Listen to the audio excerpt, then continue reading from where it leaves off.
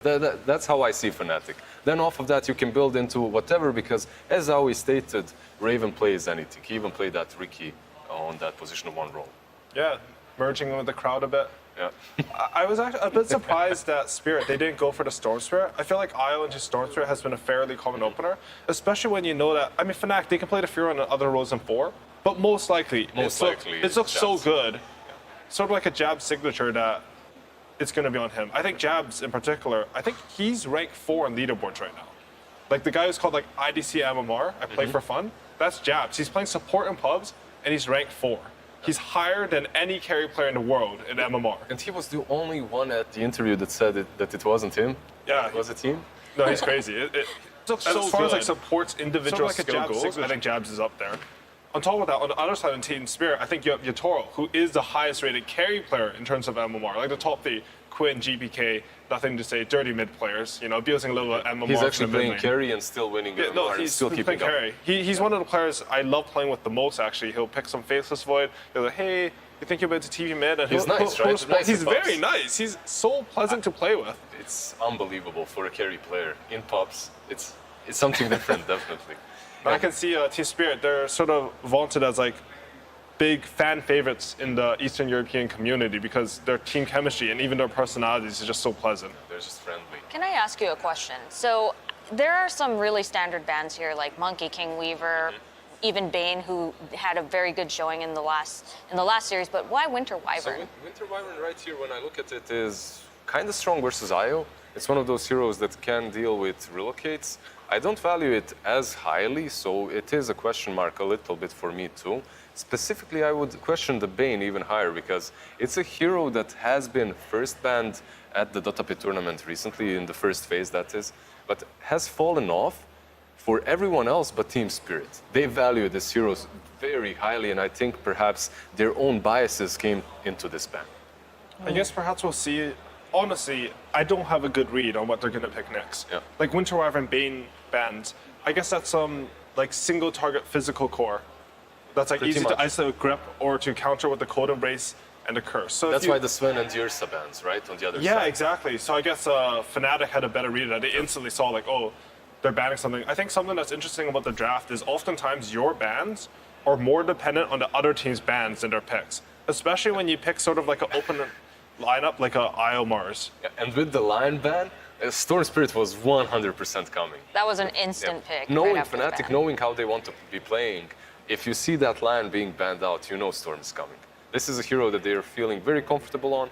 Pretty much any Spirit on that mid lane for them works, but Storm Spirit, I think, is slightly better than any other, and Chuan will have a lot of fun on. I think in the last couple of matches, we saw Storm go against his Spirit brother Ember, and Storm dominated the lane. I feel like getting that Storm is also sort of buffing up Jabs' Furion on position 4, because I feel like Furion on position 4 should be less comfortable playing against these Spirits that can kill him. For sure. You don't want to be playing into any sort of hero that can jump you. We've seen Monkey King even struggle at the same way in the last series of VG versus VP. But there comes the Luna that we've talked about. Yep. Luna actually with the Disruptor. So it will be some IO. Do you think IO will lane with Luna? Do you think this will be Disruptor position 4?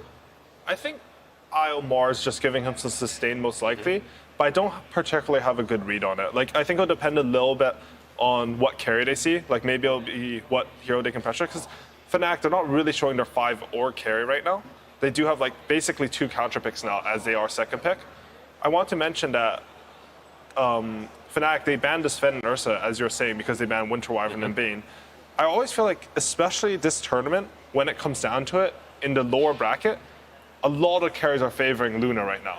She just, especially since the anime, yeah, it's so simple. Everything you do, you're lane strong, you farm fast, you team fight well, you have night vision, your timings are simple and easy. Everything is like in your control, so you can focus on dealing with the pressure and like making good calls. I'm instantly reminded of the Naga versus the Luna matchup, that one game in which it's just so much harder to execute properly with the Naga. By the way, they banned out the TB on one side, and I'm wondering for Team Spirit, okay, you banned out the TB, but where is your reliable catch for the Storm Spirit? You have Mars, but he's not that reliable. The Glimpse as well, it works, but it's what are you going to be predicting every single time he zips in to It's like set up the you static have storm? to. It's pretty hard because you can glimpse storm. He can't OT out of it, right? But you have to see him when he's 4 seconds from when he jumped, or he just jumped you on Disruptor. Like on paper, it often looks like Disruptor's really good against a lot of these Spirit Heroes, but they actually just end In up jumping and reality, killing you. Yeah, it's not exactly. easy. And the same thing can happen for this IO. So both of these supports kind of suffer from the same things, and that's heroes that can get on top of them easily, which is something that Fnatic has already got. They have the Storm and the Prophet to TP behind the enemy lines. I like this Ogre Magi pick coming out, assumably for DJ on Fnatic. I think if you look at their heroes right now, Tidehunter, Storm, and Furion, they all take up a lot of farm. If you have heroes that soak up a lot of farm like that, I think the Ogre Magi is like his frontline tankiness and his Bloodlust are just good to enable those heroes. On top of that, I feel like Fnatic, they play like such a freestyle. Sometimes jabs becomes an additional core, right? If you're Bloodlusting 4 heroes instead of 3 heroes, you know, it's just all the more effective. And it's something very simple, right? It is. He's It's going stable. to come into that lane. He's stable. He will bully you out. And later on in the game, he doesn't require any farm at all because all of his teammates so far are looking fairly on the greedy side. Meanwhile, that Ricky gets out by Team Spirit. This is something that we mentioned earlier. They Right. played it on position 1, and sometimes when there's one of these niche picks picked by a certain team, if you're playing at the lower bracket, you need to ban that out. You can't test your luck. And I think they're also banning it because it is good versus those heroes. A classic counter to Mars, you know, backstab versus Bulwark. Also, you have double Blink range out of the support. arena as well, Yeah, right? it's a carry that you give vision and then the storm jumps, both your supports die. Luna, she's a good hero, she's solid, she's easy to play with, but she's not really that. I mean, she sort of is a 1v5, but she's not. I don't know how to particularly word it. It's like you take all the farm on the map, but you can't fight the enemy alone. Like, you're more of a frontline hero. We saw in the EG versus Elephant series. You want to congregate around Yeah. her, converge, and go take objectives, Yeah, because right? she gets super tanky because she's built so many items. Like in the EG Elephant series, they were all landing Arteezy, and his team would win every fight because that's what they were using his net worth for. It's the same thing here. Like if Ricky was able to scout all his team and they killed them all, I don't think Luna can do it the other way where all her team's dead and she's What do you left think alive. is well, it's just the Queen of Pain. I perhaps expected Void Spirit to be banned out. They go with the Ember Spirit. So basically what they needed is a hero that can go in first that also brings a little bit of control. Ember Spirit is probably that one. We've seen this matchups throughout the day multiple times already, and Ember has done actually extremely well at the tournament. I think this might even be a hidden strongest spirit out of the 3. I think Ember's 4. honestly, he's my favorite hero of the tournament. I do think that today specifically, Storm has had really good lanes versus Ember, but we saw in the LGD series, Ember's timings and like the pace of the game you can play, one mistake from the Storm team, and he can just completely take over the game. On the other hand, in the VP series, like GPK, that was a rough laning phase into some rough Ember gameplay, right? I really don't know what happened in that GPK's matchup. rank 1 for a GPK reason, just right? owned. Yeah. The time is going down, though. Who is their last pick? It's Morphling. Morphling. Is I that a good predicted pick? that. Okay, so Morphling, at least straight off the bat versus Ember, always used to be good. You turn into the Ember, you bring a lot of control to... That was usually on the mid lane matchup, however, Yeah, but still, it's all right. They also don't have a natural Spirit Vessel carrier. Like, I don't think Io or Mars really want to buy it. I actually really like Luna in the Luna versus Morphling matchup just because you have that magical burst. But Luna's recently have gone for more of a farming build. Eventually, you do get up that magic damage. It's probably a fine pick. But I'm a bit afraid, like, if Storm doesn't have a good game, like, he has to do well in the lane in order to control tempo this game, because I don't think Tidehunter Do you or think Morphling are doing that. It's a little bit more on the greedier side of Fnatic. If the lanes don't go too well, they'll have to resort on jabs and his split pushing capabilities to actually come back into the game. It is greedy, but if I've seen anything from Jazz Fearon, I feel like they use his knowledge and prowess on the hero in order to enable the hero that they need to work. So maybe this game we'll see some Ogres walk into mid, some Fearon TPN, and a collapse on the Ember that's already losing his lane. I wouldn't say that Io Disruptor are the best supports to really help. You know, it's long gone the days of the support Io, he TPs in, Baldur's your carry once, they heal that doesn't 600 happen. HP. It's not the same hero. You're rushing some mech, you're not really that strong. If they can manage to collapse on Ember, Fnatic's a team that opens up the map quickly and open up the map with the mid tower. I think their draft can work really well. So Lizard, what draft do you think on paper, all I'll things go with considered? the classic twist. Stories have been told about Raven's Morphling. In SCA, this is probably the best player on the hero. So player-to-hero matchup works really well for Fnatic. Storm Spirit on the mid lane as well. However, at the same time, I feel the complexity is on Team Spirit's side. It's much easier for them to execute this draft. I think it's very easy to get some farm on that Luna, converse together, and start taking objectives. But if you were to pick one team, which draft would you put above the other? Oh, Team Spirit, yeah. Okay. Well, we will see. But AUI, what do you think?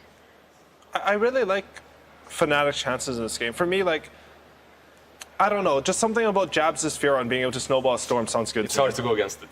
Yeah. All right, well, we will see how this game plays out. But first, an interview with Jake and Sunbi. Thank you very much. Hello, hello. I am here with Sunbi, coach of Fnatic. How are you doing, sir? Doing great, doing great. Fantastic. Let's talk a little bit about that draft. People have been saying that this Tide Hunter is a bit of a trap, that teams are letting other teams pick it and then falling into their spider web of lies. How are you feeling about Tide? You feeling confident? No trap, right? I mean, we like the hero. I think it's a good hero. If you don't win with it, is it the hero or the execution? I don't know. But we like it. All right. Glad to know that. What do you think? Any surprises in that draft? Were you guys going to pick Ricky? I saw they banned that last.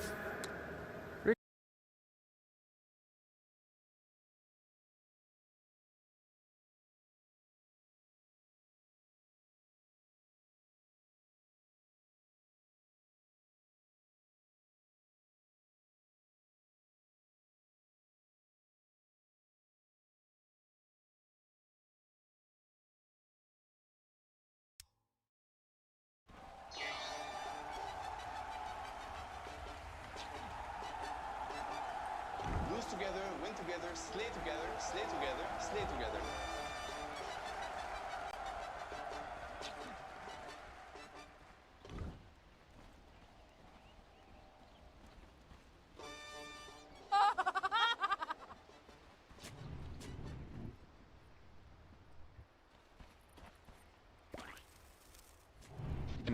As they already are into this game. We did have a short pause at the start, which means we get no gameplay at all right into that one. I'm really curious to see how this whole matchup works out with, you know, getting, again, the Nature's Prophet on Jabs. He's looked so impressive on it in many of the games that we've seen, blocking out camps, and particularly when you're playing against this Io Luna, the hero that wants to stack up those Ancients. It's going to be annoying. Yeah, and it goes the whole game, too. It's not just like this early game sort of acceleration and ramp up that you're preventing on the Luna by stopping those Ancient stacks. It's also just the full-out vision game throughout the match, trying to figure out exactly, like, you know, where should we smoke to right now, right? You know, or just like catching some random creep wave and delaying it to mess with some sort of a push you might be going for somewhere else on the map.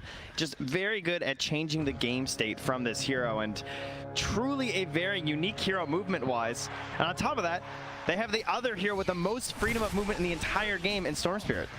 Not bad at all if that's the thing that you're trying to prioritize. Is we do see the movement out onto those bounty runes, and it looks like it's going to end up being 3 for Team Spirit, actually, as Clap's able to pick up both of those up on the top side of the map. Not bad at all, not bad at all. And heading out to the lanes, already they're going to have the Io dual lane together up there on the top side with the Mars. Oh, look at Jabs down here. Look at this damage with the Blyson. Oh, yeah. Getting in there. Unfortunately, Luna, she's a little bit fast, so she won't be punished quite as hard as others. Also didn't get a creep block off. That could have been pretty good, but still, that's free right there.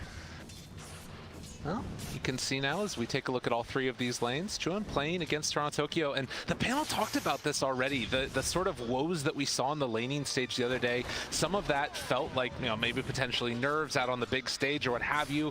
Don't expect to see a sort of outplay that significantly in this one unless things go pretty tragically in the early going for Toronto Tokyo. Yeah, we'll hope it's not like last series. That is for sure. If you're going for the Ember squad here.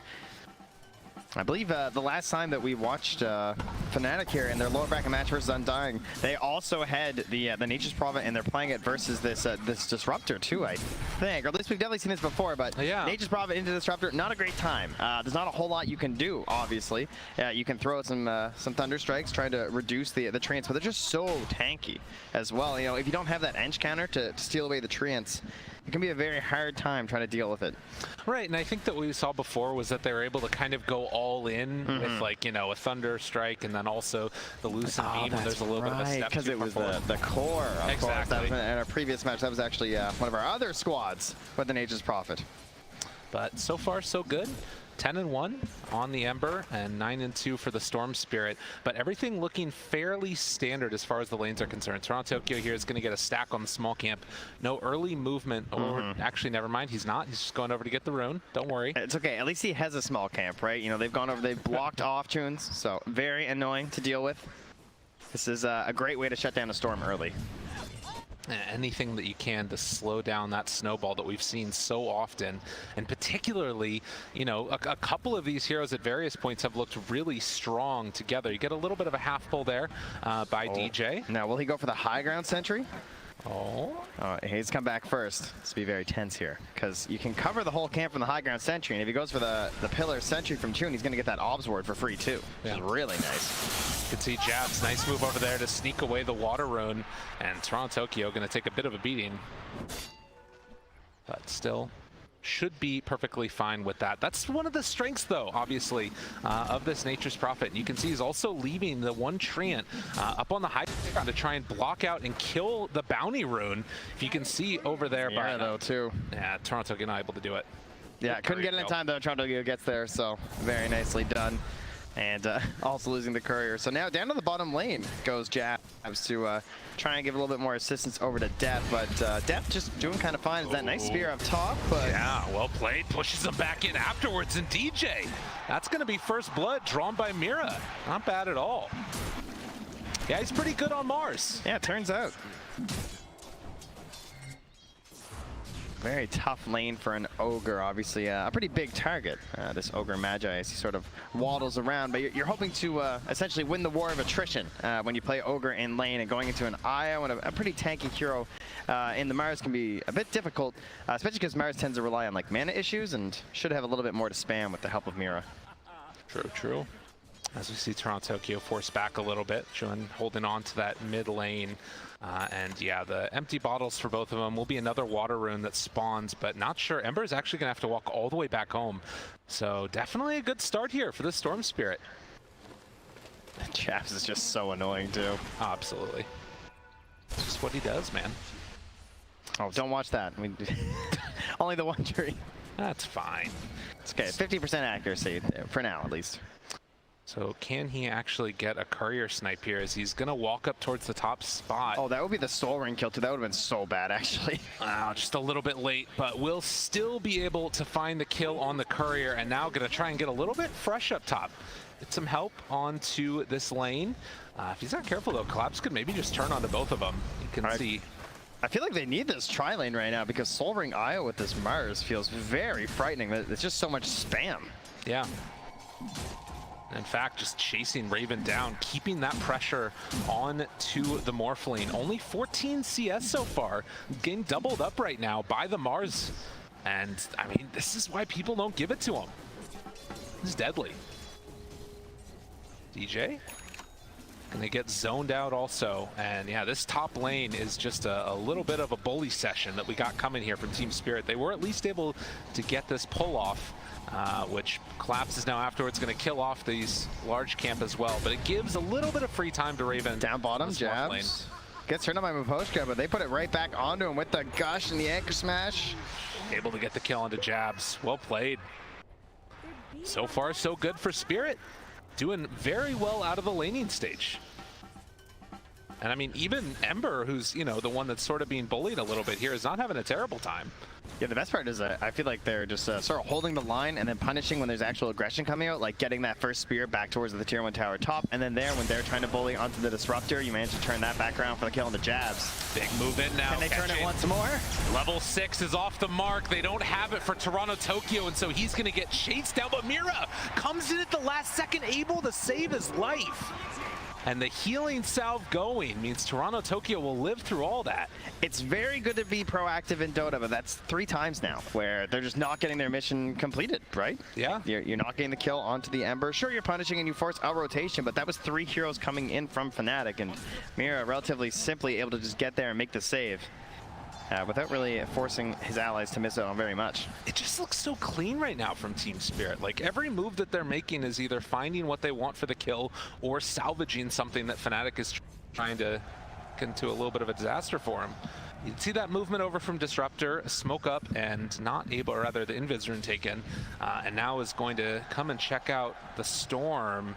And they do anything there? Doesn't look like it. So back to the races. Juan's going to head back home.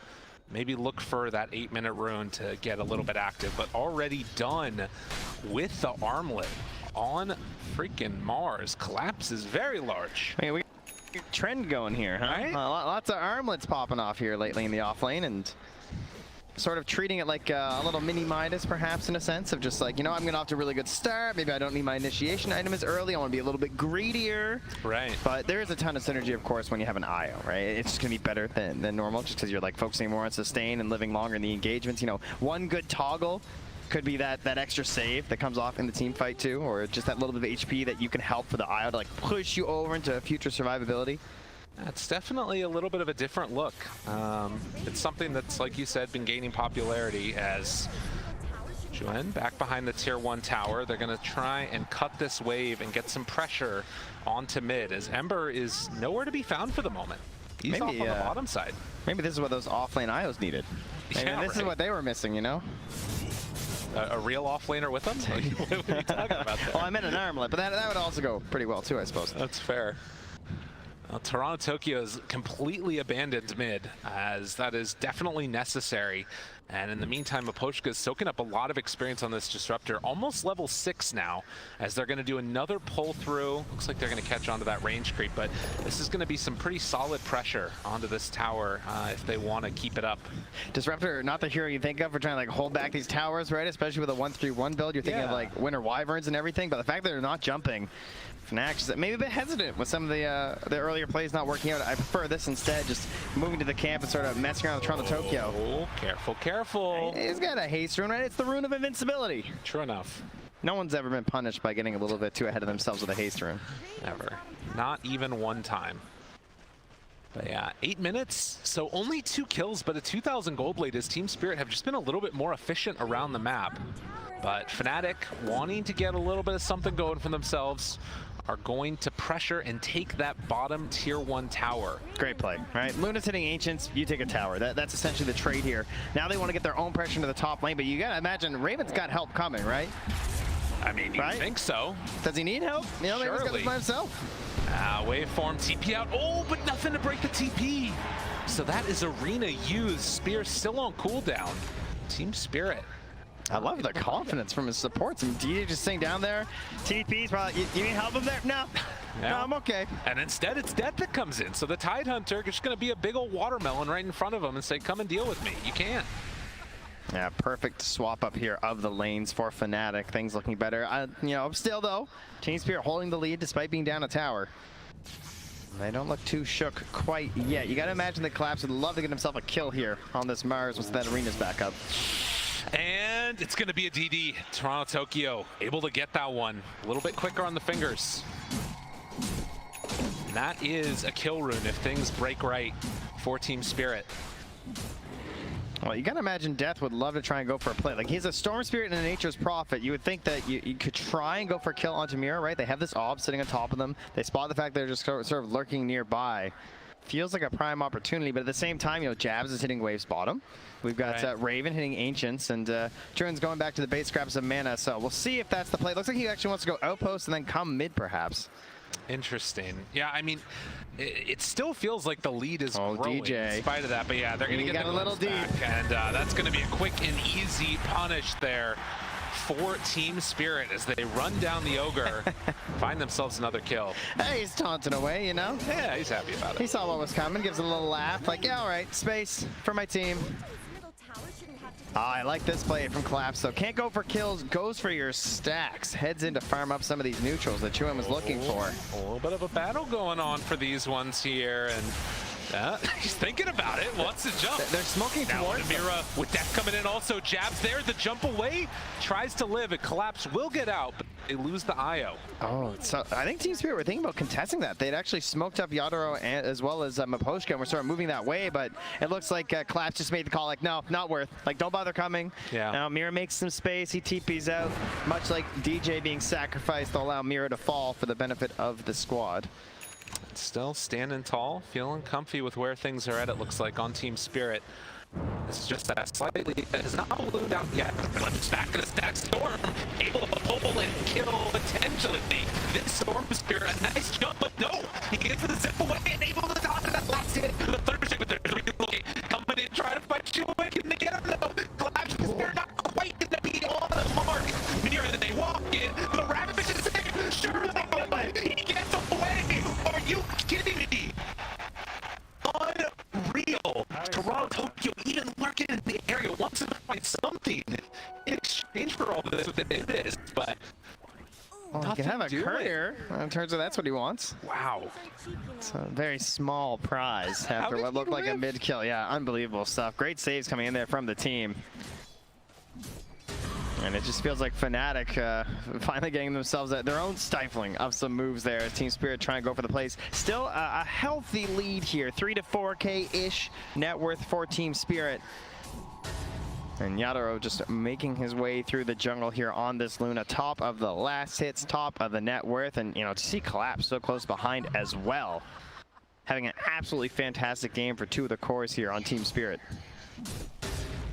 He really does feel like he's been the one that's been able to set that tempo pretty consistently. As the Spear's going to come out now onto Death. Stand back. I'm hitting the tower. Just move out of the way. And Death is slowly but steadily getting whittled down. Still 80 seconds before Ravage is up, and he has to actually back out of there. They can't fully commit for the kill, but if he sticks around, he will die. So waddling is a little bit OP for the Tidehunter, as he will walk away from them all. Oh, they're going to clear up the vision around here first. Again, just sort of playing the front line here for Yadoro. Like the way that they're moving across the map, sort of having to balance out any potential smoke ganks that could come towards their precious Luna. Just continues to rise there. I imagine Fnatic just looking for that first big item. Particularly the Orchid for Chun was being looked at here, and has one of the Oblivion staffs done, and then of course have an opportunity to perhaps kill Toronto Tokyo. Toronto Tokyo though is going straight for the BKB this game after the Falcon Blade. And we saw something also as that was going on mid. Jabs was able to sneak in one little treant that Yatoro killed, but it blocked the Ancients before that ended up happening. So classic Jabs. I mean, he keeps on putting in, just like they ran one treant in there, and now Yatoro's farming in a little bit of a more dangerous position, but a nice play to do that economic damage where you can on Jabs. That's right. I mean, that was the main punish that we saw in the best game that Jabs had on the Nature's Prophet when he was blocking out the Ancients constantly. I believe it was a Sven, but just kept being forced into the top lane and having to farm up there. And how about farming down here? He just gets out. See ya. Wow, no pull or no nothing. I'm not sure what it was, but they were able to get away on Toronto Tokyo. Now, looking for some counterplay. Jabs been very annoying to play against. Has no TP scroll, also just TP'd up here, so. And again, sending in those treants to block out the Ancients. He's going to do it again to him. So the economic damage that this does and denying the bounty room. I love it. I mean, this is just what's Meanwhile, so annoying they're about under vision as well in their jungle. Looking for the jump right away onto Collapse. Death afterwards with the Ravage. Gonna catch him. Kill him, maybe, possibly. Mira? Yeah, they got him. And Mira falls to boot. Fnatic making the moves. Yeah, couldn't find the relocate there. Too many heroes around. I wasn't confident they'd be able to succeed in it. Excellent punish there. Staying back onto the tower from Jabs and then having that very defensive vision. Sort of knowing, I think, that Team Spirit want to play in this area, right? Because you're forcing them out of their triangle. You're not allowing Yadoro to be in there, so he's going to have to play further up on the map on the Luna, which means you have to play further up as his allies to help protect that Luna. And you know that this Mars wants kills. You know he's bloodthirsty. And look again who it is. I'm so glad this is happening on the main stage, because in group stage, I felt like I was going insane watching this. Look at this. It's unbelievably annoying. And nobody, I mean, this is the thing, right? You try and play Dota to be so efficient, which means that nobody's supposed to be there as the camps are spawning, because they're supposed to be farming somewhere else. And then you show up and it's like, oh no, the gold's gone. The hell else are we supposed to do? This must just break a carry player's heart. You know, they got all their little spreadsheets. Yeah, I love how he pings it too. And then look, they're checking for wards. Right, so there's a ward spot back there where you can break a tree and plant a sentry, and the only way to see it is those vision type spells. Oh man. My poster's gotta be like, dude, I promise you, there is no sentry in there. So frustrating for Team Spirit, and this is the punish. The Nature's Prophet getting picked. I swear, even if against they the Luna. lose this game on Fnatic, like I feel like this has got to be so taxing to play against. Hello again. They need a theme We're song back. or something at this point. They're just there. And like, you know, Team Spirit, they're up on the other side of the map trying to make things happen. And in the meantime, they're just passively. Oh, here we go, though. That's an Orchid reveal. This would be a good kill if they can get it. And it looks like they will. Toronto, Tokyo goes down. Fnatic making these plays. We got a very dangerous 1,000 gold to farm here for an Ember Spirit. When a Storm is going to be roaming the map looking for your head. That Orchid always going to be prepared and searching for you, I am quite sure. Close to the BKB. Oh, but look at this. Right away. Getting a little bit of retribution. That ward, ladies and gentlemen, making it easy. Even having the sentry just so close by to catch that Obs ward. But, you know, the vision there from Chun obviously not enough to save him.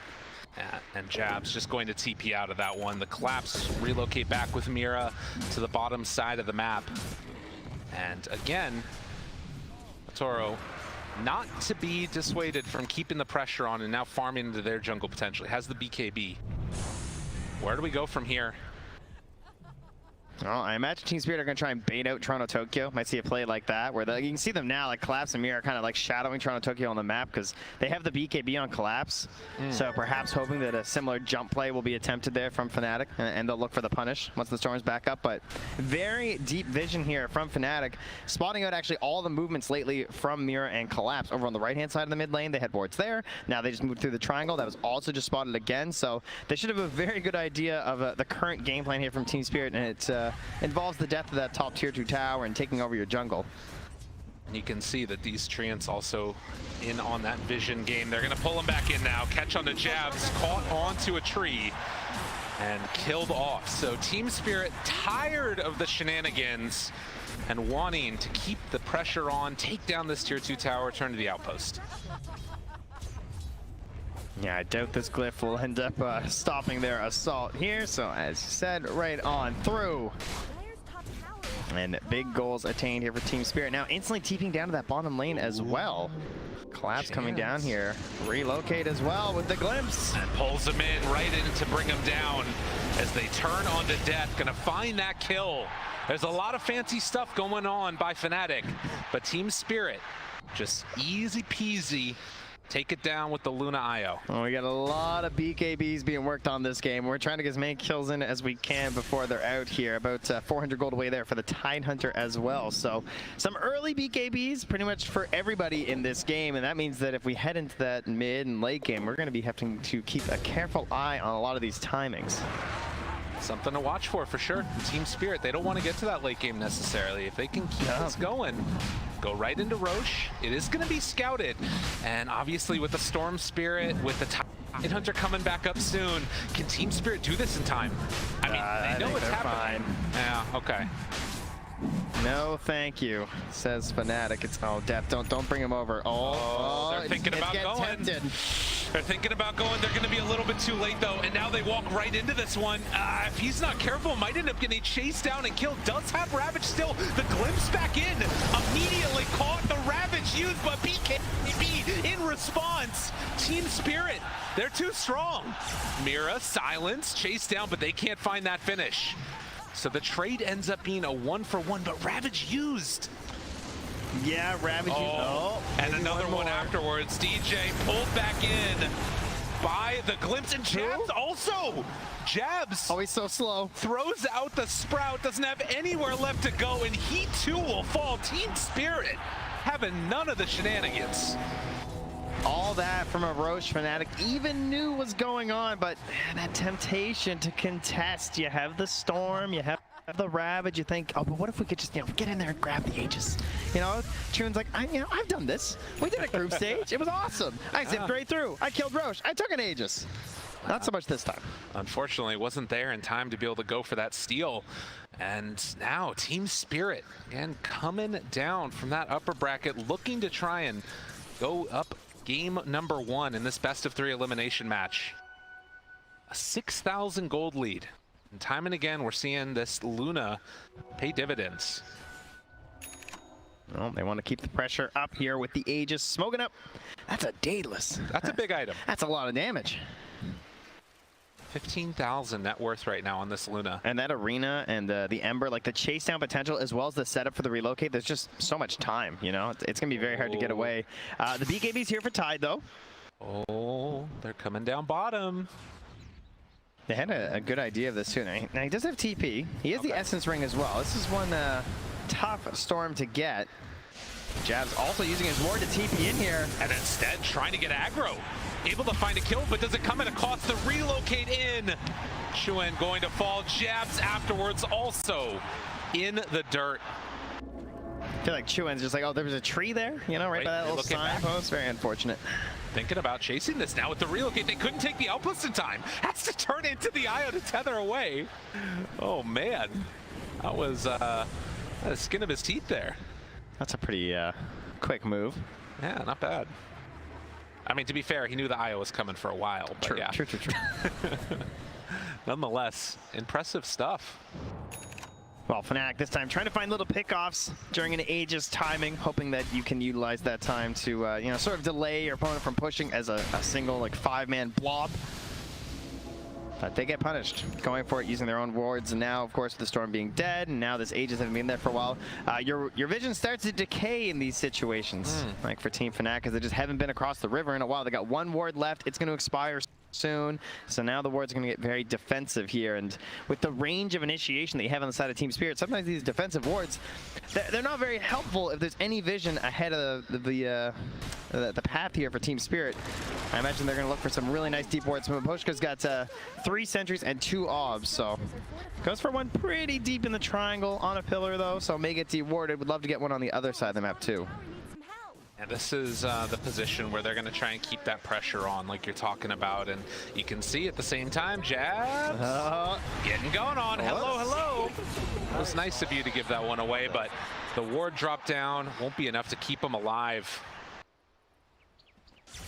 And even on a defensive ward on the high ground there from Fnatic to try and help against these situations, just so quick from Spirit, just not worried about a turnaround play. Really, of course, you have the Aegis and everything, not worried that he's going to TP out before you get there. They just want to grab that free pick and try and get some revenge on everything he was up to with their Ancients. Is it true? 8,000 gold lead now. Fnatic have done a good job of being able to dodge some of these fights, but again, Toronto Tokyo just recognizing danger, zips out of there last second. So Fnatic still dropping down bit by bit in net worth, but it is not necessarily the end of the world for them. They're finding very small trades across the map, and they are moving into these BKBs. And, you know, we've had several games now at TI where the BKBs really turn things around. This one's not free.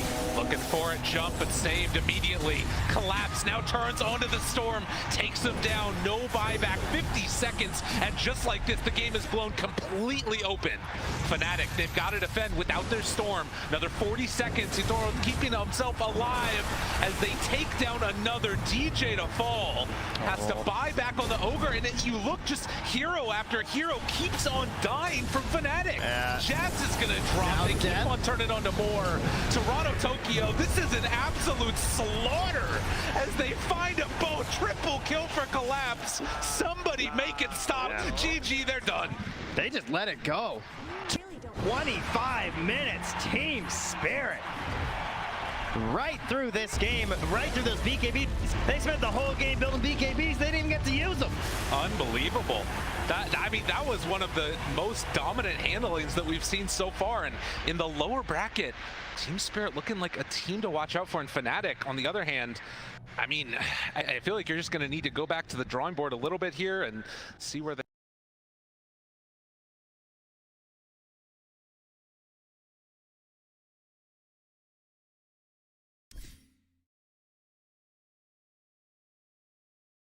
at a certain point, you obviously need to succeed on some of your plays, and that was a pretty common theme where Team Spirit were like sort of turning around a lot of the earlier attempts there from Fnatic, and then into the mid game, very aggressive map movements there from Team Spirit as they just sort of swept on in there and captured all your resources. Yeah, and it felt like there was, these couple of moments where things were starting to go good, and then eventually the BKBs came online for the Luna. Toro was basically never touched throughout that game. 8-0 and 8 on a Luna is a really impressive feat.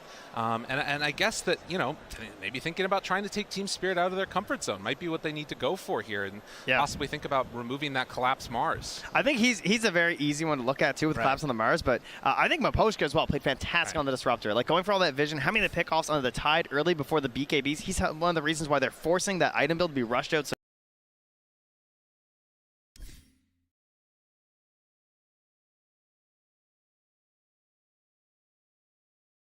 Lyrical and Trenta. Lots of breakdown in that first game of the best of 3 elimination series between Team Spirit and Fnatic. Team Spirit taking game 1. I'm here with Kyle, Purge, and T-Gov, and we are going to try to break this game down. And I like what Trent says about Miposhka being one of the MVPs on this Disruptor, but I do want to start by talking about the Mars, because frankly, Kyle, that is the Collapse hero, his star hero. And we heard Sunby say it in the interview too. Yeah, it's not just the hero even, it's this armlet build. It is 75 damage when activated on strength heroes. 15 base, 25 strength, 35 damage for 2,500 gold. Like, it's so value. You have to sustain from your Wisp, and you compare that to the enemy Tide, who's got a hood. The offensive damage impact, it's just... It's a big difference, yeah. Like, and it's not just that Collapse is playing; it's that he also has an IO. So, like, if it was a normal laning stage against a Morphling, he'd do fine, but maybe not crush as hard. But you could really tell that he's experienced playing the combo. Miro plays IO and pubs very often, so his comfortableness, just like going through clearing triple stack, like going from camp to camp, like he was ready for that. Yeah, and for me, it's the fact that Spirit, this is something that IG actually run at the tail end of the group stage. They beat OG with JT on the Mars, with the IO, exact same build with the Armlet. And Collapse, 6 days ago, he also played IO Mars, but did not do the Armlet build. So this is one of those things where a team at TI is still looking at everyone else, still understanding and kind of crunching the numbers, because 6 days ago, Collapse would have not done this build. But today, because JT done it, and he's seen, wow, that's really good. Yeah. They improved it, they optimized it. Like you mentioned, farming the jungle, going in front. Like, he had, I think it was 514 GPM at 18 minutes. Wow. Compared to Luna, who had 542. Like, they were top 2 the entire way. Like, you do not see a Mars have this much farm in the game. And it is just a fact that Spirit, of course, Collapse is an incredible player, but they are still appreciating and observing all other teams in the competition so that they can make sure that they can do the best when they play. Yeah, I also want to talk about this mid lane, because we mentioned it earlier. Toronto, Tokyo, and Chuen, they have had their ups and downs during the group stages, and both of these, of course, first-timers here on the main stage. Purge, how did you feel like that matchup played out the way you were expecting it to? I mean, there was a lot of pressure. Naturally, Jeb sent trees over to contest runes, contest bounty runes. They did try to do some ganks on Toronto, Tokyo, but almost always he got out of them. And while his net worth wasn't as high as either Luna's or Collapse's on the Mars, it didn't matter because he basically aggroed space and eventually did set up some initiations. Yeah, because that Storm was supposed to be, like, they picked it 3rd on Fnatic. That was supposed to be their key part of this draft. Yep, trouble is you're playing against this Luna, like, death ball concept that buys BKBs and runs at you. You have no real play for that, but I think, I look at the draft, I just think to myself, because I made this mistake as well when I would draft for my brother, you'd think to yourself, wait, he's playing Ogre. It's my best player. Why did I give him Ogre? You know, that's a hero for like the 30-plus Dota players. That's a puppy hero, you know? Just captain and vibe. This is not what I want to see DJ on in an elimination game, even if they've had success with it so far. Yeah, but that's the main thing, right? Like, the way that they've been winning games right now, it's that, like, 6-7 minute collapse on mid lane, getting that kill on the mid lane, allowing Chuen to have that instant impact into the game, and then they're snowballing themselves. Like, I'm yet to see a Fnatic game where they have been convincingly winning, where it's, like, even back and forth. It's like they will break down the map quickly and, like, be in your face, or it's, like, not at all, right? So I feel like Spirit, they've just done their homework, done their research, and they allowed Fnatic to have this game plan. And they're ready. Like Miro on mid lane, on the IO, he was just ready. He was like, okay, let's just save my Ember. Let's turn it around 2 minutes later and we'll win the fight. So right now, Fnatic, they came with their S tier strat, like the strat that got them to this position. 10, the low bright. Doesn't sound too good, actually. But anyway, like, I'm looking... But they're still in the tournament because of that. Exactly. And I think it's incredible they got here. But when they're doing the exact same kind of mannerisms in a game, which is, you know, play your side lane, pick strong laning heroes, run at mid tower. Like, this is very kind of like textbook Dota. And I'm hoping that game 2, they can go, wait a second, we're incredible players. How about we like change it up? Because it's the same strat every time. Yeah, we talk a lot about timings over the last couple of days. It seems like that's the key word at this international. And it kind of felt, Purge, that the timings of Fnatic, they were there, but they were just a lot slower than on the side of Team Spirit, meaning they had a game plan, but in terms of execution, they just couldn't get enough. They couldn't get it. I think they just start off on too much of a network deficit, honestly. Morphling is a hero that traditionally can do a little bit bad in lane, but usually catches up with a couple crucial kills here and there, and he did participate in some of those, but like if he was like 15 CS behind Collapse at a very early point in the laning stage, and that can't be where you start your Morphling off. And so I think that one is just like, I agree with a lot of stuff Tigav said, but you can't lose your lane that bad. And basically, they took away Raven's best hero, gave him a bad matchup. That's not a recipe for success.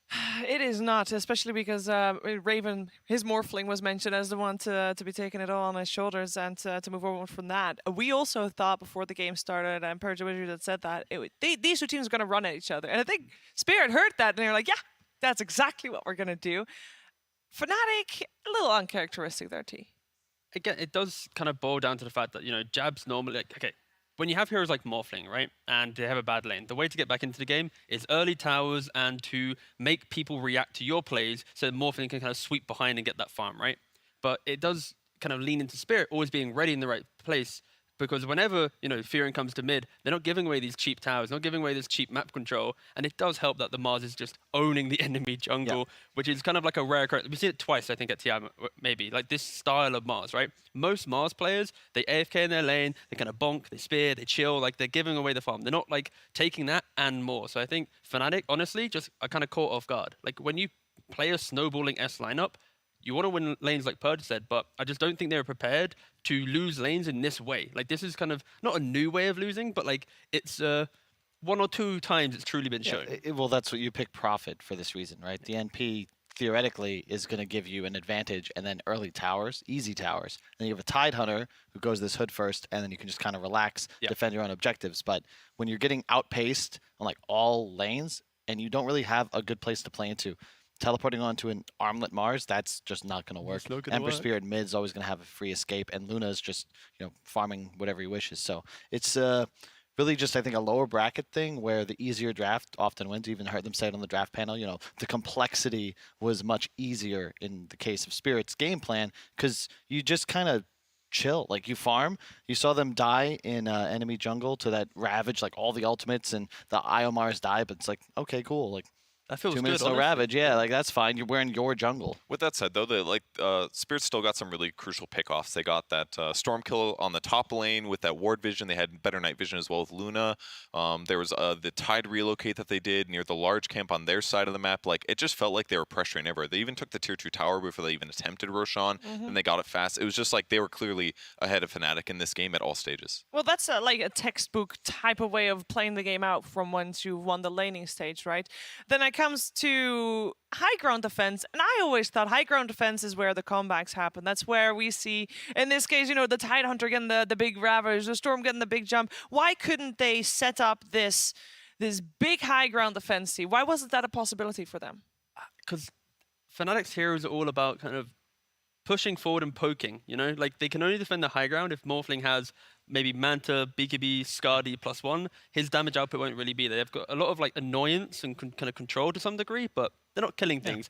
And it also does help that Luna, Ember, and Mars are like 24 minutes, have BKB. So if they want to occupy, the dire high ground, they just have to go up there, go all golden, and they're going to pretty much win any fight. And that's the big spear. Fnatic's timing is just like too many items deep. Yeah, exactly. It's just so greedy, and Spirit are recognizing this. Like, they also got way more value out of their first item. Armlet is just, I think, the most busted item right now because it also has the build-up component of Helm of Iron Will. So for like an extra 100 gold, you get free armor and slightly less regen, so your lane is really strong. Armlet makes you just, it's more than a relic worth of damage. You're an Ember Spirit, like early BKB. What did the initial round of items for Fnatic really help them with? And it was like a really rare case where Armlet actually allows your offlaner to out-damage a Morphling carry. Normally it's like he has this 20-30 damage advantage, but then they're just running at him. They're sitting there attacking a Morphling, drop the ulti when he waveform out and TP'd out. Like the pressure was insane that they got from the extra damage. Well, it is time to shift our focus a little bit. Of course, that was just game one. This is a best of three, and we're going to see if Fnatic can bounce back and force out that third game in the best of three series. Both teams are ready to take their seats again in the pods on the main stage. And for Team Spirit, we are going to hear more from them right now, because earlier, Casey was able to sit down with the captain. Team Spirit had a season of mixed results, missing out on the Singapore Major in March, but snagging 7th, 8th place in June's Anna Major. Lacking the points needed to secure a spot in the biggest Dota tournament of the year, they dominated in the Eastern European qualifiers to punch their ticket to TI-10. All-CR got together with Miposhka right after the team qualified and started by getting his take on the season as a whole. Как вы перед собой, как перед составом, какие ставили цели, чего хотели добиться и насколько успешно все получилось? Короче, когда мы еще узнали про формат, какой вообще он будет, как проходить этот сезон, мы поняли почти сразу, что типа каждый матч очень важен, потому что очков довольно много и на лиге, и, соответственно, как можно, лучше нужно цепляться за каждый матч, чтобы выиграть, и, соответственно, больше шансов иметь на то, чтобы там вообще получить прямой инвайт. But receiving that direct invite to TI proved out of reach over the course of an inconsistent season. They managed to qualify for the Anna Major in June, but as it approached, Miposhka says they struggled in their scrims. Вообще, там нас сразу не задалось все. Мы там начали тоже КВшки играть, начали все вообще проигрывать без шансов. Ничего толком не получалось. Там какие-то игры вообще в сухую, какие-то пытались бороться, но все равно проигрывали. И чувствовалось, что, что-то немного идет не так. Короче, уже вот за день перед игрой с ЕГЭ мы тоже сыграли КВшки, и было все более-менее. И когда мы выиграли у ЕГЭ первую, я думаю, это вообще стало для нас каким-то бустом, что ли, назовем это так. И вот с этого все вообще пошло довольно интересным образом, начало складываться. То есть именно та победа над ЕГЭ вас зарядила и веру, да, немного дала? Да, мы поверили в себя, как-то чуть больше поверили в своих каких-то героев, как-то начали меньше сомневаться, я бы даже сказал, наверное. Да и в целом это как-то просто изменило ход игр, которые у нас потом были. Team Spirit is now focused forward on playing the International, and though it will be the first for most of the team, Miposhka's experience at TI-7 with Team Empire means he knows just how different that stage feels. Вот что с этого International ты для себя запомнил? Да, самые крутые воспоминания, это, наверное, просто вот после победы над Evil Genius, когда там выходишь с кабинки, там все орут, кричат, это еще те самые ланы со зрителями, вот, и ты это начинаешь впитывать вот всю эту мощь зала, энергию, и как-то вот, просто себя, не знаю, превосходно чувствуешь, просто какой-то, как король какой-то выходишь, и это просто, не знаю, вот это самое замечательное чувство, наверное, когда ты выигрываешь и выходишь на сцену и чувствуешь поддержку зала. Вот. Это, наверное, самое офигенное чувство. Yeah, that run that Miposhka had with Team Empire at that TI was definitely a little magical. They were playing with Resolution, who was standing in for one of the players that wasn't able to make it, and they made it pretty deep as well. And I asked Resolution, because that was Miposhka's first TI, and I asked Resolution, like, what was it like playing with this guy? Like, how was he in the booths? And he described Miposhka as the perfect support player. Like, both obviously, like, how was he but in also the booths? And he described Miposhka as the perfect support player. Like, both obviously in game, but also very much so outside the game. He's your friend. He's reliable. You know he's got your back, T. That's so important. Yeah, I mean, it's kind of instrumental in any modern day Dota team now, where you kind of need to, you don't, like, playing Dota it is a job, but like, you can't treat it like a job, right? You need to be able to disconnect from the game and talk about your problems, or even just, have a laugh with them, because when things do go wrong at an event, it's like, it's so critical that you have that kind of, that pact there ready to lean on. You got to be chill. And Miposhka, I mean, we've talked with him all year long during the DPC. Like, he's kind of just been the same guy, whether they were succeeding, winning, losing, what have you. He's just always solid. And it's fun because he was, I think, underrated by the scene for a while. After that TI-7 run, you'd see him like kind of popping up on teams here or there, but he wasn't put in the same category of captains with people like Solo or FNG. He was always like that tier 2 guy, and I really just don't think that that's truly the case. It really is. And let's focus also a little bit more on Fnatic, because we're talking about a game 2 in a best-of-3 elimination, and it is Fnatic that just lost game 1. So they have to step it up. They have to adjust. Purge, quick words. What do they need to change in this game 2? They have to stabilize the lane for Raven. It's really important. All right. Can they do it? Can they force out that third game of this best-of-3? We're gonna find out. Fnatic versus Team Spirit. Game 2. Hello, everyone, and welcome back to Draft Panel. I am here with two very tall people, AUI and Lizard. One of the things that the panel said, oh my gosh, please don't drink anymore. So one of the things that the panel said is that Fnatic will need to stabilize Raven's farm throughout this game. Do you think that that's a good strategy? Do you think that that's yeah, I completely agree with that idea. I think on top of stabilizing Raven's farm, making sure he has a good game, Collapse was just out of hand that game. That Armlet Mars, one-shot and creep waves, basically top net worth in the game. It was too much. It's too much pressure on the map. It's too much damage and scale, just everything. Do you think it's very difficult to focus on what you need to change when you got your full comfort zone, like you did in first game? Because they did, right? They were playing all the heroes that they would usually pick. Nature's Prophet was doing so much work. Looking at the beginning of the game, I understand why most teams tend to ban it. Like controlling both the bounty runes, constantly blocking the ancient camp. Like he's farming at one specific spot in the dire jungle and just sending his little pesky trees just to block camps constantly. Also, constantly having them for vision, it's so important. But it did go through once again. However, Elder Titan was banned out in the first stage of the last game. This time around, Fnatic, they realized it's not, so they pick him up. One of the things that you mentioned last time, AUI, was that Elder Titan is super, super strong hero. Can you explain why he's a first phase pick? So I think Elder Titan, he's sort of like the complete package, as a lot of first pick heroes are. He's very stable in lane, oftentimes really strong in lane, depends a little bit. And he gives vision, he gives team fight, some disable.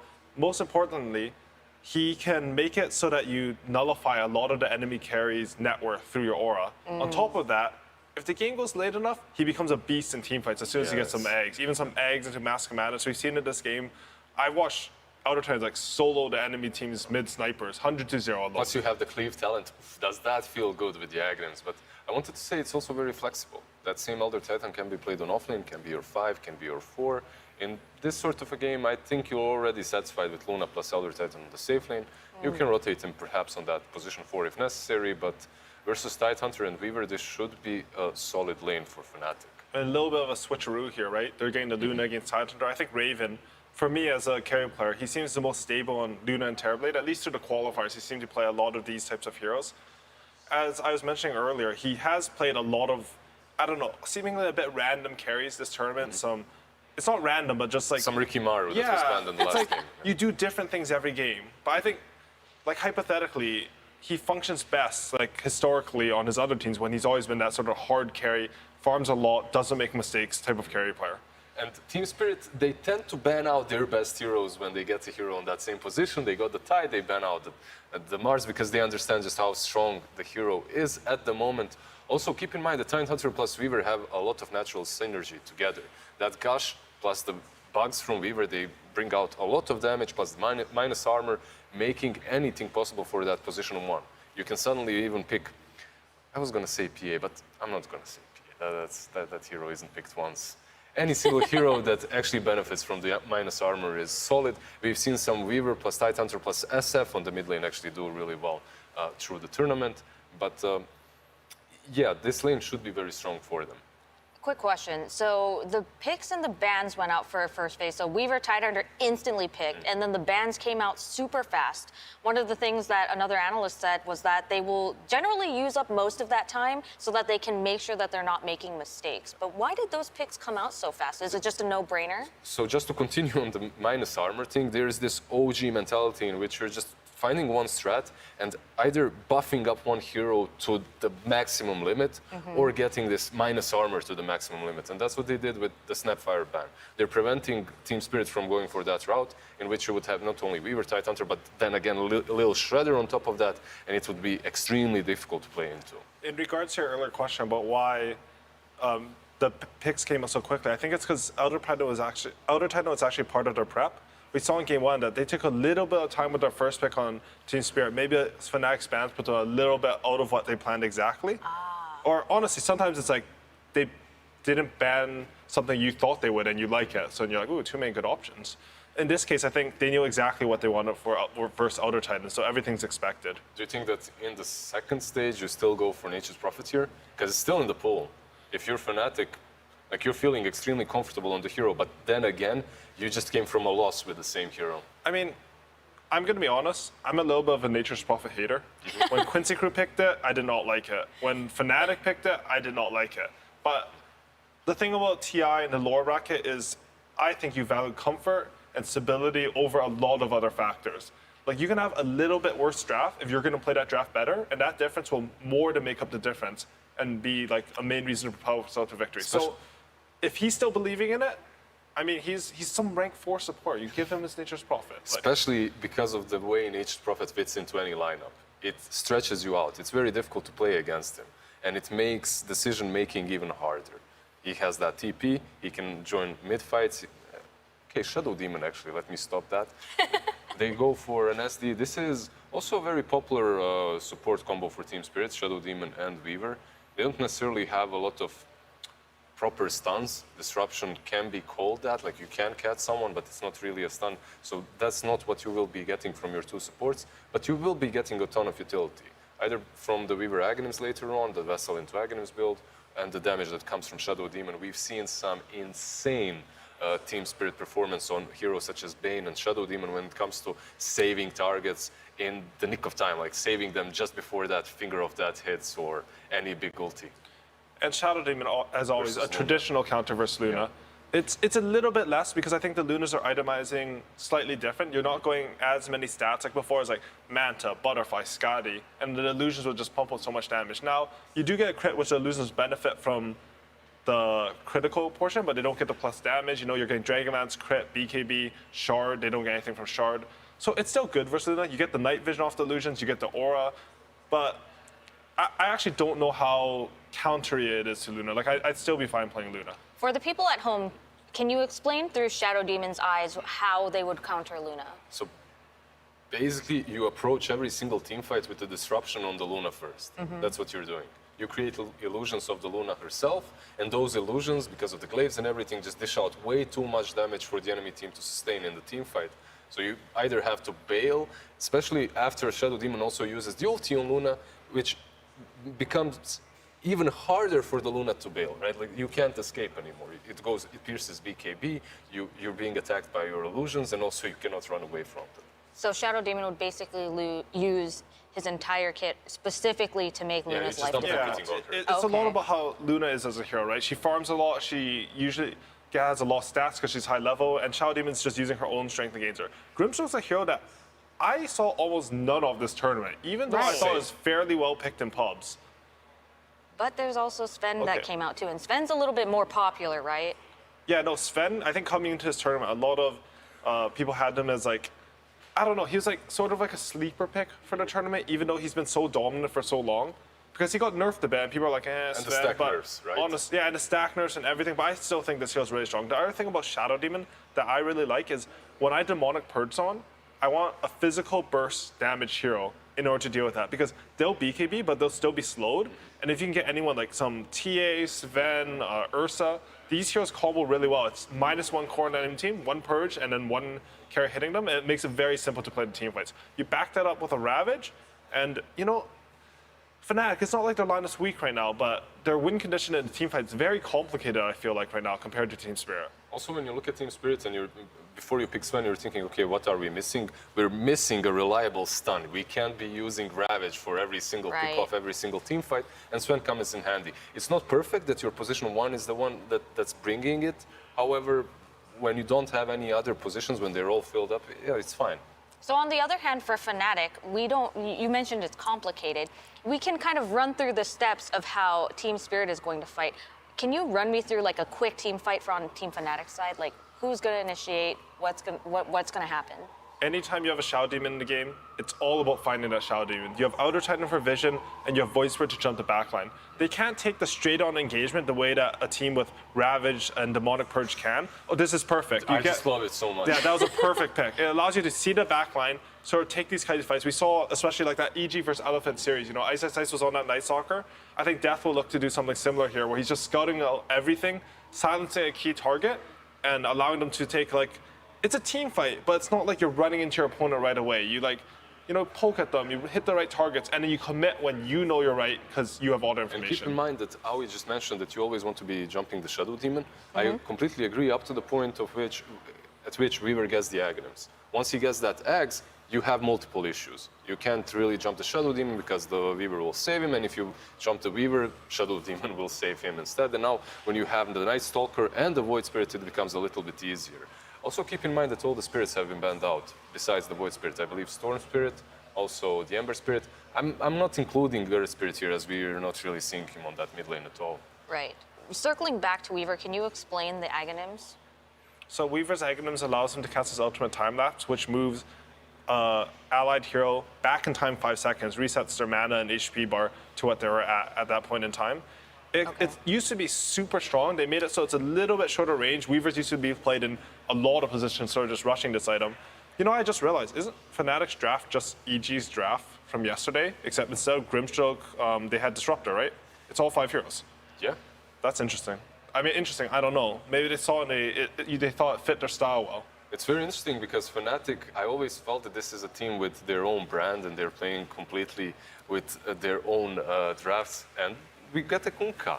All right, this is some Eastern Europe special right here. We don't see a lot of Kunkka, especially in this tournament as well. But in a game such as this one, it does provide you with a little bit of sustain. It does provide you with a little bit of cash. The laning stage itself should not be that difficult. And you have multiple things that you can play off. If Ravage is on cooldown, then you can play with the boat, you can play with Kunkka, setting things up. And truth be told, Sven was not enough with that one stun that I was hyping up. Now you have something else to play off of. So on paper, it seems that Team Spirit's draft is a little more straightforward. But what draft is objectively better? I mean, drafts are weird like that. Like, people can try to claim an objectively better draft, but it often comes down to how certain parts of the lane go, or like the team plan that a team has with the draft. In my head, like, I like Fnatic's draft a lot, but I feel like this doesn't feel that Fnatic to me. Like, honestly, I can't get it's just EG's draft in my head. So, like, I think Team Spirit, they're playing more freely, and that makes their draft better for them. Because honestly, like, the same draft isn't equal based on the team you are. I have to completely agree. I think Team Spirit, the fact that they can be making a lot of plays in the mid game, that the Night Stalker plus Inkswell will be wreaking havoc on those backlines. Same goes with the Void Spirit plus Grimstroke. I mean, I feel like if this isn't some tilt copy draft, I think Fnatic, they have a decent chance of winning this game. Like, pretty high, honestly. But if this is like out of the south, something they haven't practiced, I think the Kunkka pick was actually quite good. It solidifies their draft together. It just brings stability. Yeah, it really does. So this isn't, you would absolutely not say this is a comfort pick for Fnatic, which is what we were kind of expecting to see when they're on the back foot. Yeah, it's still a little bit of comfort, but what can you expect from a Fnatic? They have so many shuffles, so many players that have changed positions. They can play pretty much anything. The only question is that they choose the right composition of heroes. Well, we will find out if they have chosen heroes after this quick interview with Jake and Silent. Lose together, win together, slay together, slay together, slay together.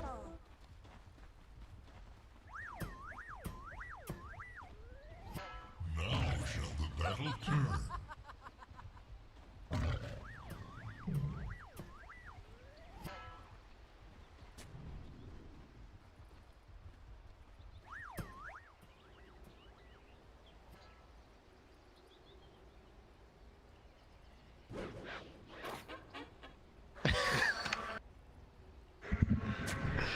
Oh my goodness. Thank you very much, Jake and Silent. It sounded like he was advocating He's like, for wait, Fnatic. no, stop. We might lose. I take no responsibility. That was awesome. But game number 2 here as we're getting ready to go into this one. Again, a must-win series. Fnatic want to keep their hopes alive here at the International 10, and they have picked a very interesting draft. They said EG. Familiar, even. You know the thing about that? EG won that game, I believe. Oh, there you go. And yeah, Luna, she just keeps on popping up in this lower bracket so far, doing pretty darn well across her game. So we'll see if, like game 1, she can carry the way to victory for the team. Currently, Team Spirit holding a very offensive position here on the Radiant side of the river, hoping someone would wander on over. And now Mira going in for that bounty rune. Great timing, snags it. Well played. So that's 2 games in a row now. 3 bounty runes to start things off here for Team Spirit. Collapse appreciating what his support there is doing for him, so gives off the little tip there at the end of it. Going to be some interesting things to watch for in this one, absolutely, as we have the Toronto-Tokyo Kunkka coming in the mid lane, facing off against Void Spirit. To me, at least, I have felt like Vision Heroes are the thing that tends to be winning more often than not, particularly in these like really tense, must-win situations. And it just makes it easier if you can see everything around you, set up the great fights, and that's what Night Stalker does best. Yeah, and of course, to pair with the Luna, it just means that you already want to play at nighttime anyway when you have a Night Stalker in your lineup, and Luna's just going to help you even further with that bonus vision. So that will be the game plan here from Fnatic. And I have to say, though, that Kunkka you mentioned, excellent little counter pick there to the Night Stalker, right? Because you think about how you want to play every team fight as Night Stalker and also Void Spirit, like in and out, right? Bobbing and weaving throughout the engagement. You get 1 X on top of you, you're going to need some defensive items to help you out. Or a little bit of help from his friends as well. And they've got the, Echo Stomp to sort of cover a little bit of things that are going on there. But the Grimstroke, a little bit of a weird choice. Yeah. Not sure exactly. We haven't seen a ton of it. To me, at least, the thing that stood out in the qualifiers for TI about Grimstroke was the Aghanim Scepter that you can end up purchasing and how strong that can be. Yeah, no doubt about that. Unfortunately, it's going to be a Sven, so not the best. You love those big agi heroes, of course, but always a good tool to have. But certainly the Phantom's Embrace, I would imagine the main reason they've gone for it here. Ooh, the block off. They're going to try and wrap around him, and Jab's nowhere to go. Has to go for that TP out, and well, now they realize, all right, you got us. No panic. Jabs has got it. Gets out of that one. Oh, and Wepa's line as well. Not bad. With him in the game.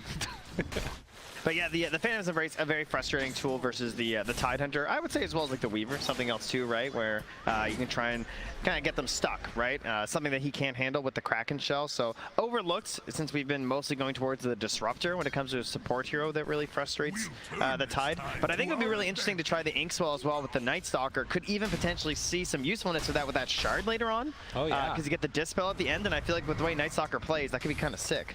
Yeah, the hard dispel that comes at the end of it. So a lot of items to watch for out of the Grimstroke if he can get to them as the time goes on. But most likely we're going to be seeing the first rotations will be out of that mid lane. Both of these heroes, the Void Spirit and the Kunkka, capable of getting very aggro in the early stages. And you can see so far, 7 denies actually on the Void. Not bad at all as Raven chased down in some trouble.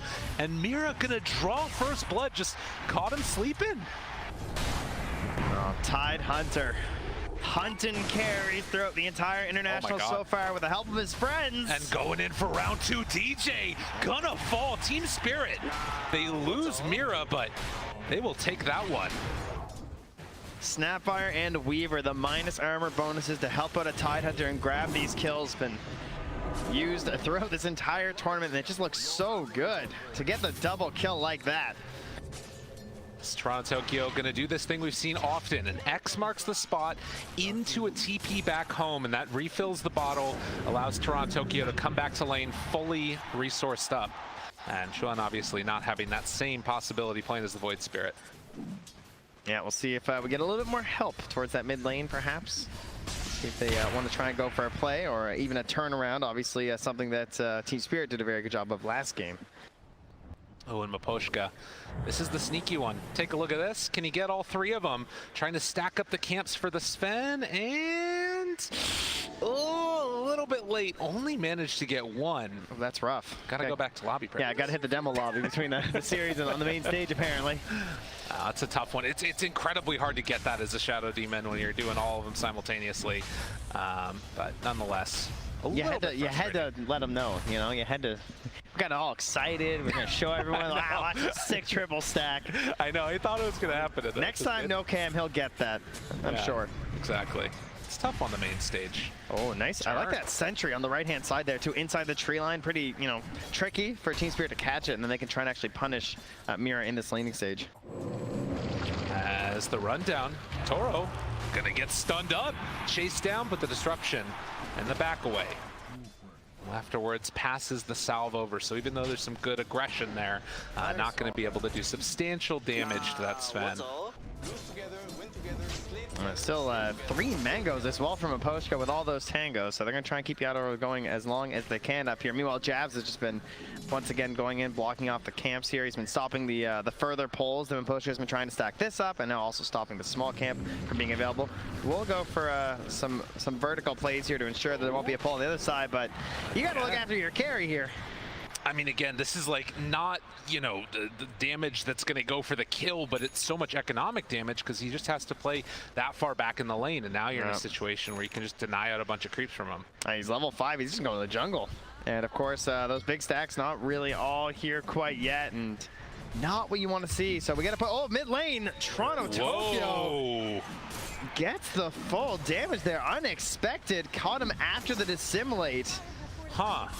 Yeah, I mean, that's one of those where you normally are comfortable in this Void Spirit matchup because you've always got that dissimulate to get out of harm's way. But Toronto Tokyo with the outplay, able to punish on the mid. Not a good start here for Fnatic to lose that. But of course the other lane's going well, so, you know, just ins and outs across your lanes here. Meanwhile, this bottom lane here is still pretty chill. Raven just farming up will likely make his own rotation to the jungle relatively soon, but so far so good. 35 last hits, and although you know you are below the Sven of course has been hitting a lot of neutrals, and Sven's also running back to his base, so you'll likely see the Luna start to eclipse him pretty soon in net worth. Yeah, I mean, these are two of the fastest farming heroes in the game if you're left to just sort of go about your own devices. So we'll see if, you know, giving that free space eventually will help him out there on that Luna. But right now, pops the ulti, Maposhka, he's getting ran at. Yeah, and they didn't even use the Ink Swell yet, so yeah, now puts it down. This is just guaranteed death, and the catapult wave is here, so Yadro forced to come back to lane now. Yeah, because you can't just give up that tier 1 tower this early on. So Death making that move and forcing the rotation back in after Toro had already retreated to the fountain. But this early pressure being put on by the Night Stalker. He got out of that early laning stage well, and now kind of just free to do whatever he wants.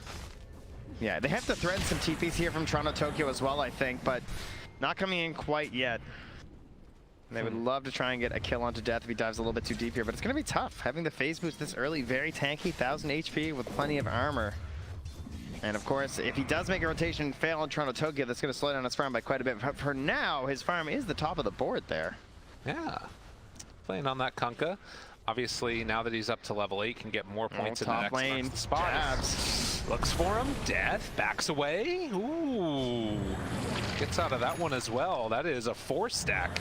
Hit that with one more, and it might have been a kill. But Jabs wrapped around upon, and as they have the rundown, they'll find themselves the kill. So getting back on the board. Spirit looking good again. Uses the Quelling Blade to grab the courier. Oh, that was nice. He cut through the tree, seeing the angle, and actually got the courier snipe. So find something in response to support time. But great turnaround here in that top lane, using the salve to pump Yadro back up, and then chase down on the sidelines. Maposhka, again, having an excellent match here. Now Toronto Tokyo wants to make a rotation to the bottom. Yeah, and this is going to be an easy one as they run in. This does reveal the ward, obviously, but into the quick kill, and Spirit are just everywhere. I mean, this is looking somewhat similar to last game, where they just got a lead and never look back. And Maposhka going to try and TP out. Does he manage to escape? He does! That nerf on the Ink Swell. Yeah. Oof. Bit more time to deal with that these days.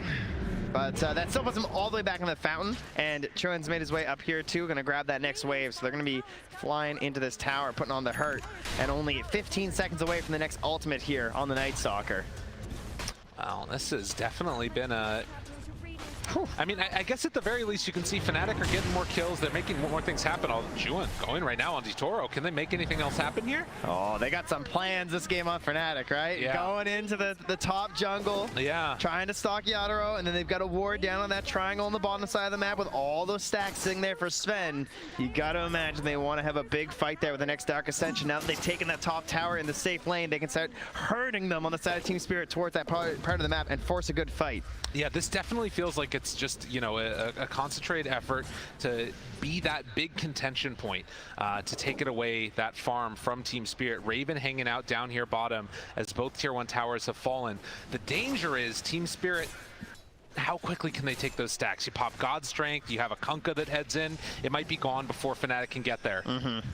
Yeah, and then of course sometimes you'll see teams maybe just try a little bit too hard to contest, and then you end up losing the fight, but well, they certainly won't be here in time for this one. I mean, they just got the D ward too. Now you got the question marks of what's happening, and where are we sitting? 4,300-ish, even after the hard camp, and then still these Ancients to go, looking very nice for Yatoro, and they're just gonna run top. See if they can catch someone dewarding. They catch DJ in the act. Oh no, and this is DD and Arcane. This is going to be an easy kill into another one soon because that boat on a lower cooldown. Man, Team Spirit are just looking so clean. The fact that you are able to deward the triangle, take those Ancients, and get a kill, like they're doing everything. Yeah, they lost that top tower, but quickly, you know, they've already taken it through the bottom one as well, so feeling very good with their game plan, I'm sure. And now questions to Fnatic. Yeah. Again, very similar state as last game. Starting out with fewer kills, getting an early net worth lead handed over to their opponent. What is the response here? What are Fnatic going to rally around in this game? I mean, it's got to be something, but they're right underneath that ward as that smoke comes out. It's a smoke, and it's also a level 6 Grim. Hasn't taken any points yet, though, for the 5 and the 6 on jabs. I was waiting for I saw that line coming out, but it didn't happen that time. But you can see they're heading through these wards again, and oh, Collapse actually wrapped on here. All right, they need the Phantom's Embrace here. Yeah, I mean, he's going to go down no matter what, as they bring absolutely everybody for the big kill, and that's not insignificant. You know, they find themselves the Collapse kill, and will end up moving forward from there. Yeah, they're pretty confident there's no rotations coming through. Kind of scary when it's a tide, but they had some wards in the area, so salts up there from Fnatic. And yeah, it's a lot of heroes to kill one, but that might just be the play that you need to sort of get up the morale, be like, all right, we got this, like, go forward. Well, at the same time, too, you saw Yatoro was also farming the Ancients another round while Collapse was dying. So, you know, you'd love that to be the support that ends up falling, but it ended up happening, and the X marks the spot. He's exiting to get runes and pig pole, so got lots of strats here. The next level play. He's going to farm up both of these camps. Tidebringers so effective at cleaving through there. Toronto, man. They got the 3 cores that can all farm Ancients and stacks, you know? It's not bad. Dude, look at this guy farm this jungle. Just pull it one way, cleave the other, pull it the other, cleave. Are you taking notes here, you know? I want some to. Kunkka games later? I mean, I would definitely not be doing that good. That's for sure, but it's a baller. Well, next item right here for a hero that you tend to look to gain some momentum in a game. It's Death on this Night Stalker. Has the Echo Saber we've seen oh so often in this tournament. And also, still has the ulti ready here, but it's Team Spirit making the move onto him. Oh, and this one's gonna hurt as the boat comes in. The stun is there. Do they have the follow-up? Yes, indeedy doody. As the ulti comes out, silence at the same time, though, buying Death a little bit of time. But in the end, he too will fall. And Raven trying to clear through these Ancients, and DJ moves into position now. Drop the ulti down, not really gonna do all that much at all. Mira just runs away from them. Yeah, soulbind onto nothing. They can't find an opening. Oh, he wants it. He wants courier kills too. Oh my god, he's going for the Mira. What a god. 5,000, they're running circles around Fnatic. Oh no. 5,000 gold lead now. 4 courier kills by Mira. They really don't have the best heroes to deal with that quite yet either. I mean, obviously things will get a little bit more difficult now that there's some better tools here on this Night Stalker, but soon to be another smoke. Smoke can go. All right, well, as we say it, it occurs. This Who's one coming not with under them? ward. No, that's a better start for sure. Oh, look at the way they're just like backing up there, though. It's like this is the one hero we don't want. Like, please, anyone else. But he's coming in so close. And Collapse just going to walk into him right now. The Phantom's Embrace for the moment. Inkswell not going to connect onto anybody, and Smoke broken, nothing gained. Chuan pulls it back in afterwards. The silence is there. Pretty good at stopping the Ravage, but the walk away is the rub-up! It came in at the end of the Ravage to interrupt. Oh, the Torrent afterwards falls onto Chuan. He will die. Collapse will live. Devastation in the river. That's where Tidehunter comes from, as Maposhka also gonna live through that one. Are you kidding me? Pit pull forward for the body blocks. Death can't even get away. Here we go. They may be rivals in the lore, but they're best friends here. Tide and Kunkka. Oh my god. One hands off the fight to the other. The alley to the oop. Ravage into all the combos coming out here, and they just made that look so simple. I mean, Team Spirit, they look crisp, they look clean. Meanwhile, exactly. the Ancients. Right, he's just apping away. Gonna get into that Blink Dagger soon and not look back. Oh, that was such a painful fight for Fnatic. They knew they had to do it, and you could tell they tried to avoid Collapse at the start. They sort of knew he was coming in. They just went around him, and he walks to the trees. He just kept walking at them over and over, and with that hood, you know, you get to the point where you're like, oh, he's getting so low. Oh, he's almost dead this time, and then right at the end, pops that Ravage. Now into a full-on pipe for the team. Yeah, this is a very, very tanky watermelon, and Toro runs to the side. Chuan was passing right by. They aren't going to connect onto that Sven, who's just been left completely alone. And Tokyo finds the Night Stalker yet again, back towards the mid. They're going to drop the ulti. There's also the Torrent. Night Stalker just does not have a game. Death dies 3-12, and it does not look particularly close. The Spirit just pounce. You know, they designate a target, they all move in. They simply get obliterated. Now even cleaning up the tier 1 tower waves. These XTPs from the mid lane. Now into the Roche Pit, the minus armor here. Weaver and Tide to help out. This one will fall very quickly for Yadaro, and no real chance of the defense here. Wow, that is going to be another quick one. Careful now, moving under that ward. Yeah, he's got to back out of there. I mean, that's the range on Kunkka is just so hard to get away from. And they will throw out the stomp, but it only stops it for a moment. So you can see a hell of a performance right now from Tokyo, and then they get him. There's the X, they got the Torrent afterwards. A DD chase down. Do they have enough for the kill? Oh, he wants it. I mean, how greedy will he get? Tokyo's feeling himself, but not that much. Man, good choice. How about Eastern Europe region stepping up today? Two teams going far, one in the upper bracket, the other, if they can keep this up, continuing to look strong. Having a great tournament. These mid laners too, you know? Yeah. GBK into Tokyo. Looking quite incredible here, sort of stealing the show. Well, 11,000 gold lead. 17 minutes, and Chuan, I mean, they need to find a little bit of space. They need to get something going for themselves, and to assimilate to back away. They're buying some time. Does he get caught by the X? Tokyo? There's no turn here. Like, no one's trying to make a counter play. He's just running away with the bug on top, and yeah. At least he got away. True. Good stuff for sure. They're not forcing a bad fight versus the Aegis, but still undoubtedly bad situations here for Fnatic. They've been searching for 2 games now to find some sort of an answer here versus Team Spirit, but they seem to be trapped in the exact same state of Team Spirit, just knowing everything they want to do and being there first. Well, this has been a tough one for Fnatic here, and you can see that you've got to find silver linings where you can, but it is tough. And the enemy Sven can take your Ancients. There's not a lot you can do, but can they get the kill? Can they get the punish? They want to blow through this Aegis one time, and they do get it there. Boat gonna be off the mark. Maybe something building here for Fnatic as they dodge away from the aggression. They've used a lot of spells here, but they're pressured to chase. Oh, maybe on Mira. Again, this vision, this is why you pick the Night Stalker, to try and find these pickoffs, but Weaver just able to stay outside of the range of it. They spot him now, but there isn't really a play here. still, something there. Yeah. For Fnatic, no doubt, right? Like, this is really a sign of life that they're finally getting. Sure, it's not going to add one to your kill count, unfortunately, but it was a death and a claim of the Aegis nonetheless here. So they can get back a little further out on the map, feel somewhat safer.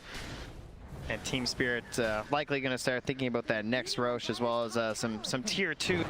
But you know, you can't be quite as bold without the Aegis just heading into enemy territory. Well, and there's something to be said here as well for having these big auras that can change the way that a game works. You know, you've got the natural order, you've got the lunar blessing, you know, big team fight ultis that they've got on the side of Fnatic. Well, okay, doesn't have the natural order yet. He's gonna get there on DJ, don't worry. One of these days. But regardless, if they can hold high ground, that's the place that they need to play the game. The game is hard. As the score has remained constant for a little while now. And we'll have to see where Team Spirit want to go. Do you think that they need to try and make moves, or can they just sort of wait for BKBs? I think those BKBs are done. There. Yeah, super done. So wait they have, and forward they can most certainly go. I like the idea of pressuring the tier 2. I don't want to see them give up anything. I don't want to see any trades. I don't think they have any reason to trade right now. But it looks like Fnatic aren't going to push the envelope up top here, so easy stuff here for Team Spirit as they'll grab themselves a tier 2. Move towards the outpost, and Fnatic just trying to farm for now. Trying to find some sort of a tool for Death to help them in these fights.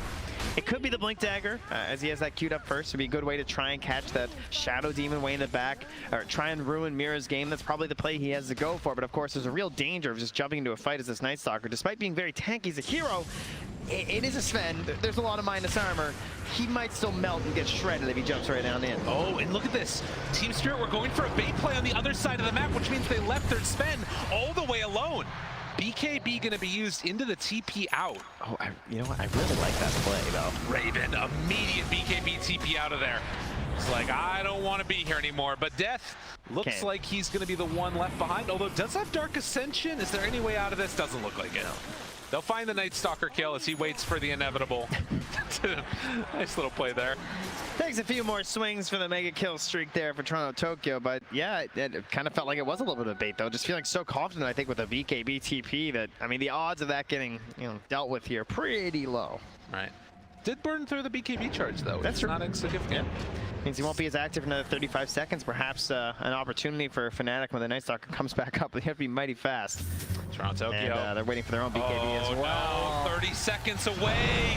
Raven left alone on an island and is going to get punished.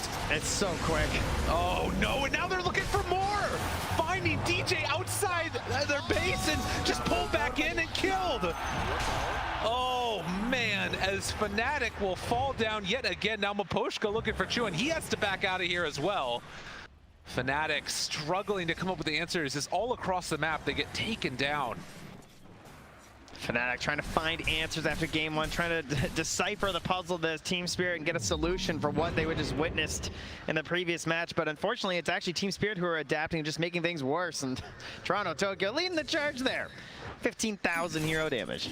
That's an impressive performance. 7-0-4. Team Spirit, I mean, again, you think about the story of this team starting 0-4 out of the group stage and then not dropping a game, it felt like, for the entire rest of it. Now coming in, you know, after dropping down out of the upper bracket and putting on this type of performance against Fnatic, it's incredibly impressive from this young squad led by Maposhka. Yeah, we saw their first 2 wins in the group stage, and I was shocked to learn they were 0-4. They just looked so crisp and clean, so when they turn it on, they're most certainly there. After taking one off IG in the upper bracket, they don't want to drop any more down here. Aghanim Scepter done for the Void Spirit. Hoping to find some signs of life for Fnatic. Still stuck at 3 kills at 22 minutes in. They've got BKB on Luna, like they need to make something happen here. They got in and out heroes, right? They got Night Stalker, they got Void Spirit. They gotta get an in and a really quick out. If they can get some BKBs going, burn those things, maybe then they can find their play with this silence on Chun, right? Get in there with the Aghanim Scepter, see if you can make a good fight out of that. Yeah, it's a 19k lead. That is a tough order. I understand that. Yes. But we're digging real deep here on the casting desk. And DJ is gonna get caught and stunned. has to lead the way. Somebody has to die when you're down this far. You need to play that aggressive style and look for pickoffs. Look for farm where you can. I can see that he's taking the nether shot, which is good, because now I can take his trusty shovel. Oh, there you go. And keep digging a little bit here to try and find a solution for Fnatic. Keep on digging, because it's looking like it's a tough way out of this one. It's real deep. Yeah. Well, they'll try and fill that that hole of net worth back in here. Climb back to level ground. Jabs, his plan, it'll be the Aghanims on the Grimstroke. Getting pretty close, about a point booster away here. And a pretty incredible tool, honestly, teamfights if you can get there. Question is, will he ever make it? Yeah, he's working his way. You can see Kunkka also, after finishing the AC, is going back for the sheep stick. And almost has enough for it, so that would be quite the pickup for him as bottling up that DD, ready to go for another round. Roche about to respawn. Like, this comes back to, I think, again, just like game one, the forcing of the itemization that's coming out from Team Spirit. And so a lot of Kunkas would just go eggs here, I feel like, right? And just like, I feel like you're going to win the fights anyway. You're up 21K. They can kind of feel that edge they have.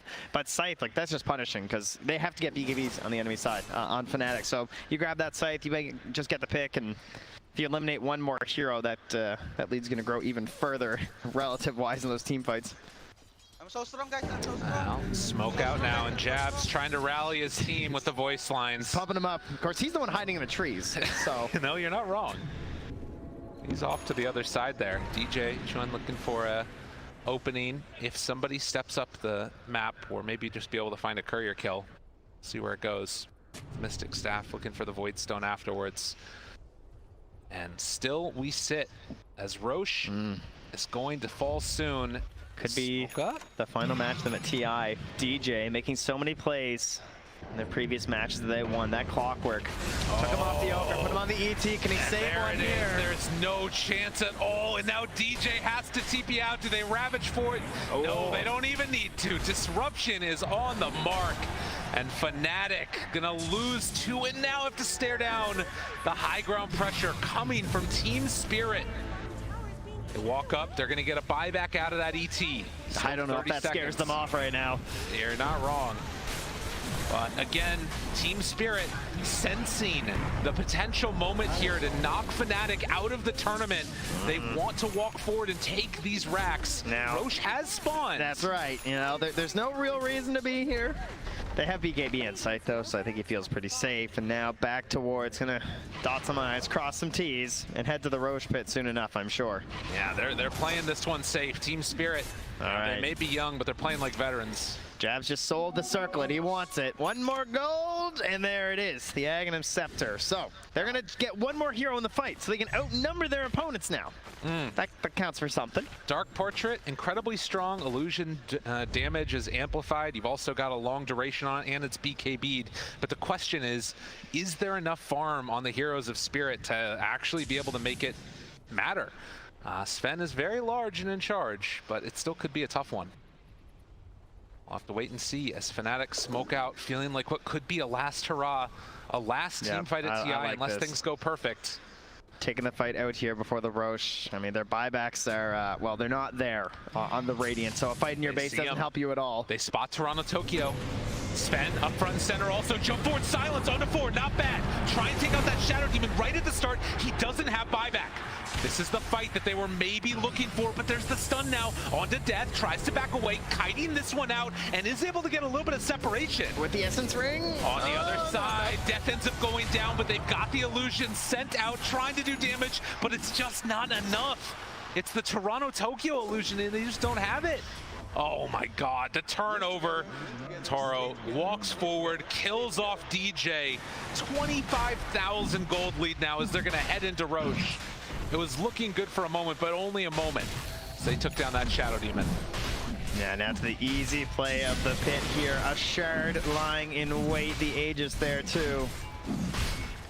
And Team Spirit looking to end the hopes of their opponents in the lower bracket at TI and send them to an early exit. It is so tough playing in these games and trying to face off against these teams. Obviously an entire year and longer building up to it. And where are we going with this Shard? Looks like Collapse just doesn't want it. Picked it up and said, no, please, you, my carry. Almost doubling up on the damage right now. Toronto Tokyo has had such a fabulous tournament and also just has a fabulous name. You gotta love it. As they walk in, looking for jabs, and they got him caught right by the secret shop. Not even gonna need to use God Strength or anything like it. I like how we got the instant value out of the shard. Got the Dispel, just jumps right onto the Grim. Perfect play. Consistently around the map now as Maposhka scouting out and does find Raven over there. Jumps in, banishes. Maposhka turns forward. Raven, where are you left to go? As Toro, well, actually gets the kill, and now maybe gonna get out. One more hit is enough. They take down Raven. Maposhka giving up his life for the carry kill. All right, but what's kind of sick there is that kill actually gave him buyback. So, you know, that's someplace. Raven's got something, at the very least. And Truan just trying to delay this game even further, playing in the tree line up top for quite a while now. Already got forced out once by Toronto Tokyo, but has returned again. And Toronto Tokyo, of course, well aware of this. Hunting to see. Shun will jump out here. I think he's going to have to wait for the next wave, though.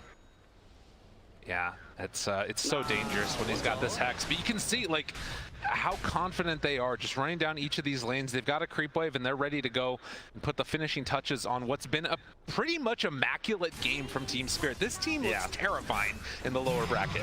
Yeah, whenever you're getting to the old 1,000 gold per minute lead, that's a problem. Yeah. No, it's feeling like an insurmountable lead at this point, but obviously, if there's any chance at all, if there's any hope of coming back, Fnatic gonna have to take it. Do their absolute best in this one to stay in this game. But right now, I mean, you're up now, almost 10k gold ahead of the Luna, getting close to it on the Sven. As we've said time and again, game is hard. The Bloodthorn is done, as they will hold off on the outside of the base. Just as a new item every time I click on him. Right? Yeah, it's a pretty nice game to be a Sven. He's going to be doubling up on that Luna pretty soon. I think it's just, again, one of those moments where you recognize the strength of this young team and getting new blood into the scene. You love to see it. And now coming out and performing on the biggest stage against some veterans. Yeah, Fnatic, they're going to try once more here for a bit of a sneaky play. They're showing jabs on the high ground, sort of throwing out a couple plays. And just trying to push back waves. They want to find a jump. There's a smoke on the Tide. They miss with the scan. Now they're moving to the low ground near Fnatic. Death's in the front. They break it. They know. Walk in. Dark Ascension immediately has to back out. The fight's gotten weird. Fnatic have to be super careful here, but they can't afford to give up without anything from this Dark Ascension. And Fnatic, they see the heroes, and they can't do anything. What Maposhka's doing, right? So Plays sick. so well these games, but just throwing out that Shadow Poison makes it so difficult for him to commit without popping his BKB right now. And look at this, Team Spirit again, they recognize that side of the map is where Fnatic is, so we're gonna head up top, take down this tier 3 tower, and you're gonna have to come and deal with us. Toronto Tokyo, the one that's leading the way, sieging the map. And they take the tier 3 tower and gonna retreat out, taking this slowly, carefully. Yeah, and Raven, of course, that BKB is like it's the only one they got. They gotta watch the timing on it. If he pops at the wrong time. Oh, with the jump in, Toro trying to run down Raven, but he's slowed. Maybe an opportunity there. Raven able to get the BKB in the walkaway, but this opens up Team Spirit to try and pressure the racks. They get the Dark Portrait. Gonna be able to do some damage potentially in that next fight, but jump in, Ravage comes out from Collapse onto absolutely everybody. There are no BKBs to salvage as Chuan gonna get control for the moment. Yule Scepter lift up, now looking for a bit more. Raven turns, gonna get the Eclipse out, that's a good amount. But is it gonna be enough with Collapse the only one dead and no longer having the ET? Do they have what it takes? They buy back on the Void Spirit. The gold lead continues to accelerate for Team Spirit. It's a Tide player who knows the BKBs are down. He just wants the big number. He's trying to pump up his gem numbers right now. There you go. The massive ravages there. The team takes the buildings. Perhaps could have gone for a more hero-focused thing there, but you know, kill throne, win games, so this is just another step towards that with the racks going down and Jabs trying to fight versus them with his own voice lines. Doing whatever he possibly can at this point. They feel a little hollow to me, Gabe. I'm not gonna lie. It's tough. It's just so difficult at this stage in the game when you're down this much net worth, and you know the heroes that they've got. Oh, here we go. Okay. Raven's got the crafty stuff coming out here now, right? We got the Shadow Blade. This gives you plates with your Silver Edge to finish out that Chrysalis. Invisibility, invincibility, but also that break and extra damage. Also that ward spotting all that as well there from Team That Spirit. hurts. Yeah, that one hurts. That's pretty good. Saw the courier delivering that, so they'll be well aware. I also know that Maposhka was eyeing up a gem earlier. That's probably already out on someone. It is indeed. It's on Mira. So again, they have some of the items that they need on Fnatic, but it still feels like each hero could get 2 more, and it still might not be enough. Yeah, Mira even just hands the gem over to Toronto Tokyo. It's like, you know what? You're probably not going to die. Yeah. I would think, with 3,000 HP versus these heroes. With the BKB, it's not a bad choice. But can see Jabs again, hoping to motivate his team. He's got to focus on that end part there. The slay together, slay together, slay together. That's or the the win. The yes. win one at the start would also be good. But this is a stepping, stone program here. And right now you're on slay first. That's right. The win is very far away right now. If they can make it happen, that's the end goal there. But holding on to their high ground is the main thing. Smoke out. Okay. Toronto Tokyo. Oh my god. Oh my god. Dude, Toronto Tokyo is too good. BKB immediately afterwards does not care even a little bit. Not even 1 iota. As he's going to throw out the boat afterwards. Walks into the midst of everybody. Raven pops that BKB, trying to get a pump fight. Holds on to the Ravage. They turn onto 1. Shadow Demon dead. Here 2 on the bigger one that goes down. The Ravage to turn. They take down Raven. No buyback. No opportunity. And Team Spirit still looking dominant in this best of 3 elimination match. They want to move on. And Death, the only one left alive through all of that. I call that a pretty emphatic ultra kill there, but Fnatic, they've decided to go right to the end. So they're going to head down that bottom lane next. Raven dead. I mean, he's what, 1,200 gold away from buyback at this point. The game is completely fallen off the rails at 40k gold lead. They're going to right-click down this tower, and without either of their mid or safe lane heroes, they're still going to give them the respect that this team deserves. And, well, they will walk forward again and try and hit it now. Oh, dodges away from the stomp. They're going to send in the illusion. Wants to beat up on some supports. Doing some good damage there to Collapse. Going to cut the wave afterwards. The Dark Portrait doing what it can. But in the end, you got to deal with the heroes. And they are knocking on your tier 4 towers. Mega creeps have been gained. Team Spirit. Now with the X marks the spot and the turn, the beat down. Buildings falling. Not a whole heck of a lot left in the tank. They have maybe one last hurrah from Fnatic. When they have the Void Spirit up again. Who's got the smoke here? Mira's calling for it. I see him pinging. Yeah, I knew it. Oh. And we have a little bit of a pause now as Jabs has a DC issue. Oops. There's more than a few issues. That is true, but yeah, Mira was actually just out there and pinging, and they're going for the smoke. All right. Oh man, the crowd getting into it right here. Is there 4-3 gold up? Man, as they will hopefully be getting back in just a moment with Chuan. So the Void Spirit is having some issues in this game. Not sure if you can spot from here what's going on, but nonetheless. I do not have eagle eyes. I'm sorry. That would be very impressive if I could spot the issue, but we're a little too far away from the booths. 36 minutes in, 43,000 gold lead. I mean, what was, on paper felt like maybe an even series has just been an absolute spanking through 2 games by Team Spirit. And now you're staring down again a team that I personally feel like, I mean, I'm not sure what the limit is for them. I'm not sure how far they can go. Feels like upper bracket was the place for them. Yeah, they seem to be growing stronger and stronger. And of course, I mean, to bring them down a peg, their one win up there, of course, was off some mistakes from an opponent. They have definitely struggled here at this event to beat teams of what we consider a higher pedigree, essentially beating the teams that you'd expect in their group and losing to the ones that you would also expect them to lose to. So they need the power up. This is definitely helping, because despite them perhaps being ranked a little bit better than Fnatic, I still don't think they would have beaten them this badly. So they're still obviously improving as a team. Yeah, and I think that we often talk about sort of the power up that happens through the group stage, and teams being able to get a lot of experience in that, but also the experience on the main stage. I think that you don't know just how hard this game can sometimes be when you've got hundreds of thousands of people watching you at home. Thank you, Neil, for joining us on the cast here. What else is actually very interesting about this TI, and particularly for this team, is that, of course, with the way the DPC leagues worked and everything, those games were pretty infrequent, right? You're playing like once a week.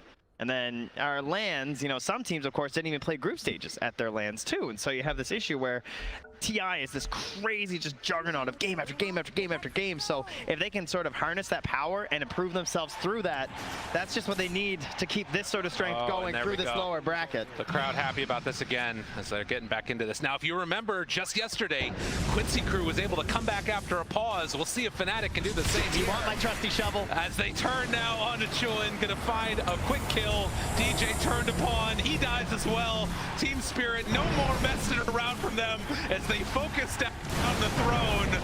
One by one, Death will die, and more to follow as Team Spirit is going to close this one out and end the dreams of Fnatic. They get the good luck going next from Fnatic at the end of that. And congratulations, Team Spirit moving on to TI-10.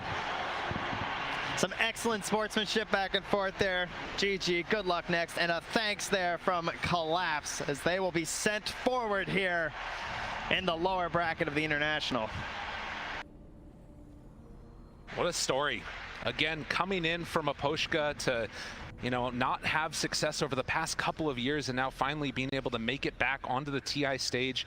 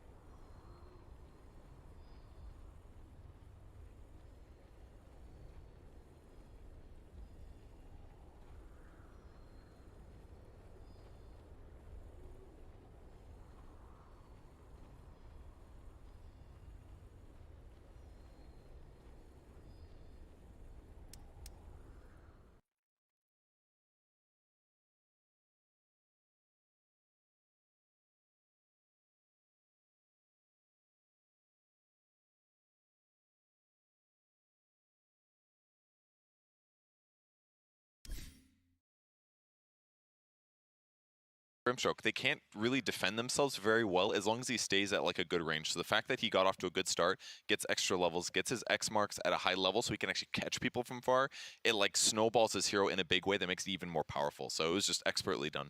Yeah, we heard a commentator say it as well, that this Death Night Stalker, it could be a key component for them to have their say in the game, but this Night Stalker didn't really have a game, Kyle. Well, that's the BKB on Kunkka, right? It's just such a great pick against the hero. I think also just really heads up plays by the Spirit supports. Like, if you disrupt the Luna, the Grimstroke theoretically can make a portrait out of the illusion. So he's just not casting disruption on Luna. And if you portrait a Sven, well, you don't get God Strength, so that's pretty underwhelming. He's kind of just grabbing Kunkka for the aura at that point, and it's not really why you're drafting this hero, I don't feel. No, definitely a rough loss for Fnatic. The roster wasn't as this five together for that long, so maybe there's some silver lining there for the potential that this team has in the future, but losing is part of the competition, and Avo is standing by to highlight that together with Jabs. Thank you, Shiva. Fnatic was a team that had the most recent roster changes, and yet they still made it through the close qualifiers, through the group stages, and the best of ones of death. I'm here with her four, Jabs. Jabs, all I want to hear, and I think the people want to hear too, is what's going on through your mind right now? Just sad that we couldn't play more Dota. Like, we know them ourselves, like we could have like done so much better, and like yeah, it just happened. What did it feel like playing on the TI stage again? It's probably like a bit of intense, and people like we misunderstand something, and like we cannot do anything. Yeah, because like we're in the loser bracket, and yeah, it just happened. You know, there's a lot of people that are proud of what you've been able to accomplish in this TI. Oh, is there anything you'd like to say to them? I mean, I felt like we could have like do so much better in the group stage, and like if we play like more discipline, and like yeah, we just could have done so much better. But I'm still proud of my team, and like they all try as much as they can, and like they did everything what they could, and just happened. So like just thank you whoever like cheering for us, and like rooting for us. Yeah. Well, as you heard it, this might be a difficult obstacle for Fnatic. We still have a wonderful team that we can keep rooting for. Back to you, Shiver. Thank you very much, Avo and Jabs. Indeed, we are still able to root for Fnatic. I think that this TI is showing that consistency creates better beasts. That's the case in Team Spirit. They've been together for a long time. They grew throughout the DPC season, and maybe Fnatic just needed more time to grow, Kevin. Yeah, potentially. I mean, I had a lot of hope for them coming into the tournament, even though they did have recent roster swaps, just because they are all such good players and they've all had very good runs at various points. Sorry, it happened again. Kevin, I can't keep a straight face with that. But we do have also the upside. It is Jake who's standing by with Silent, the coach.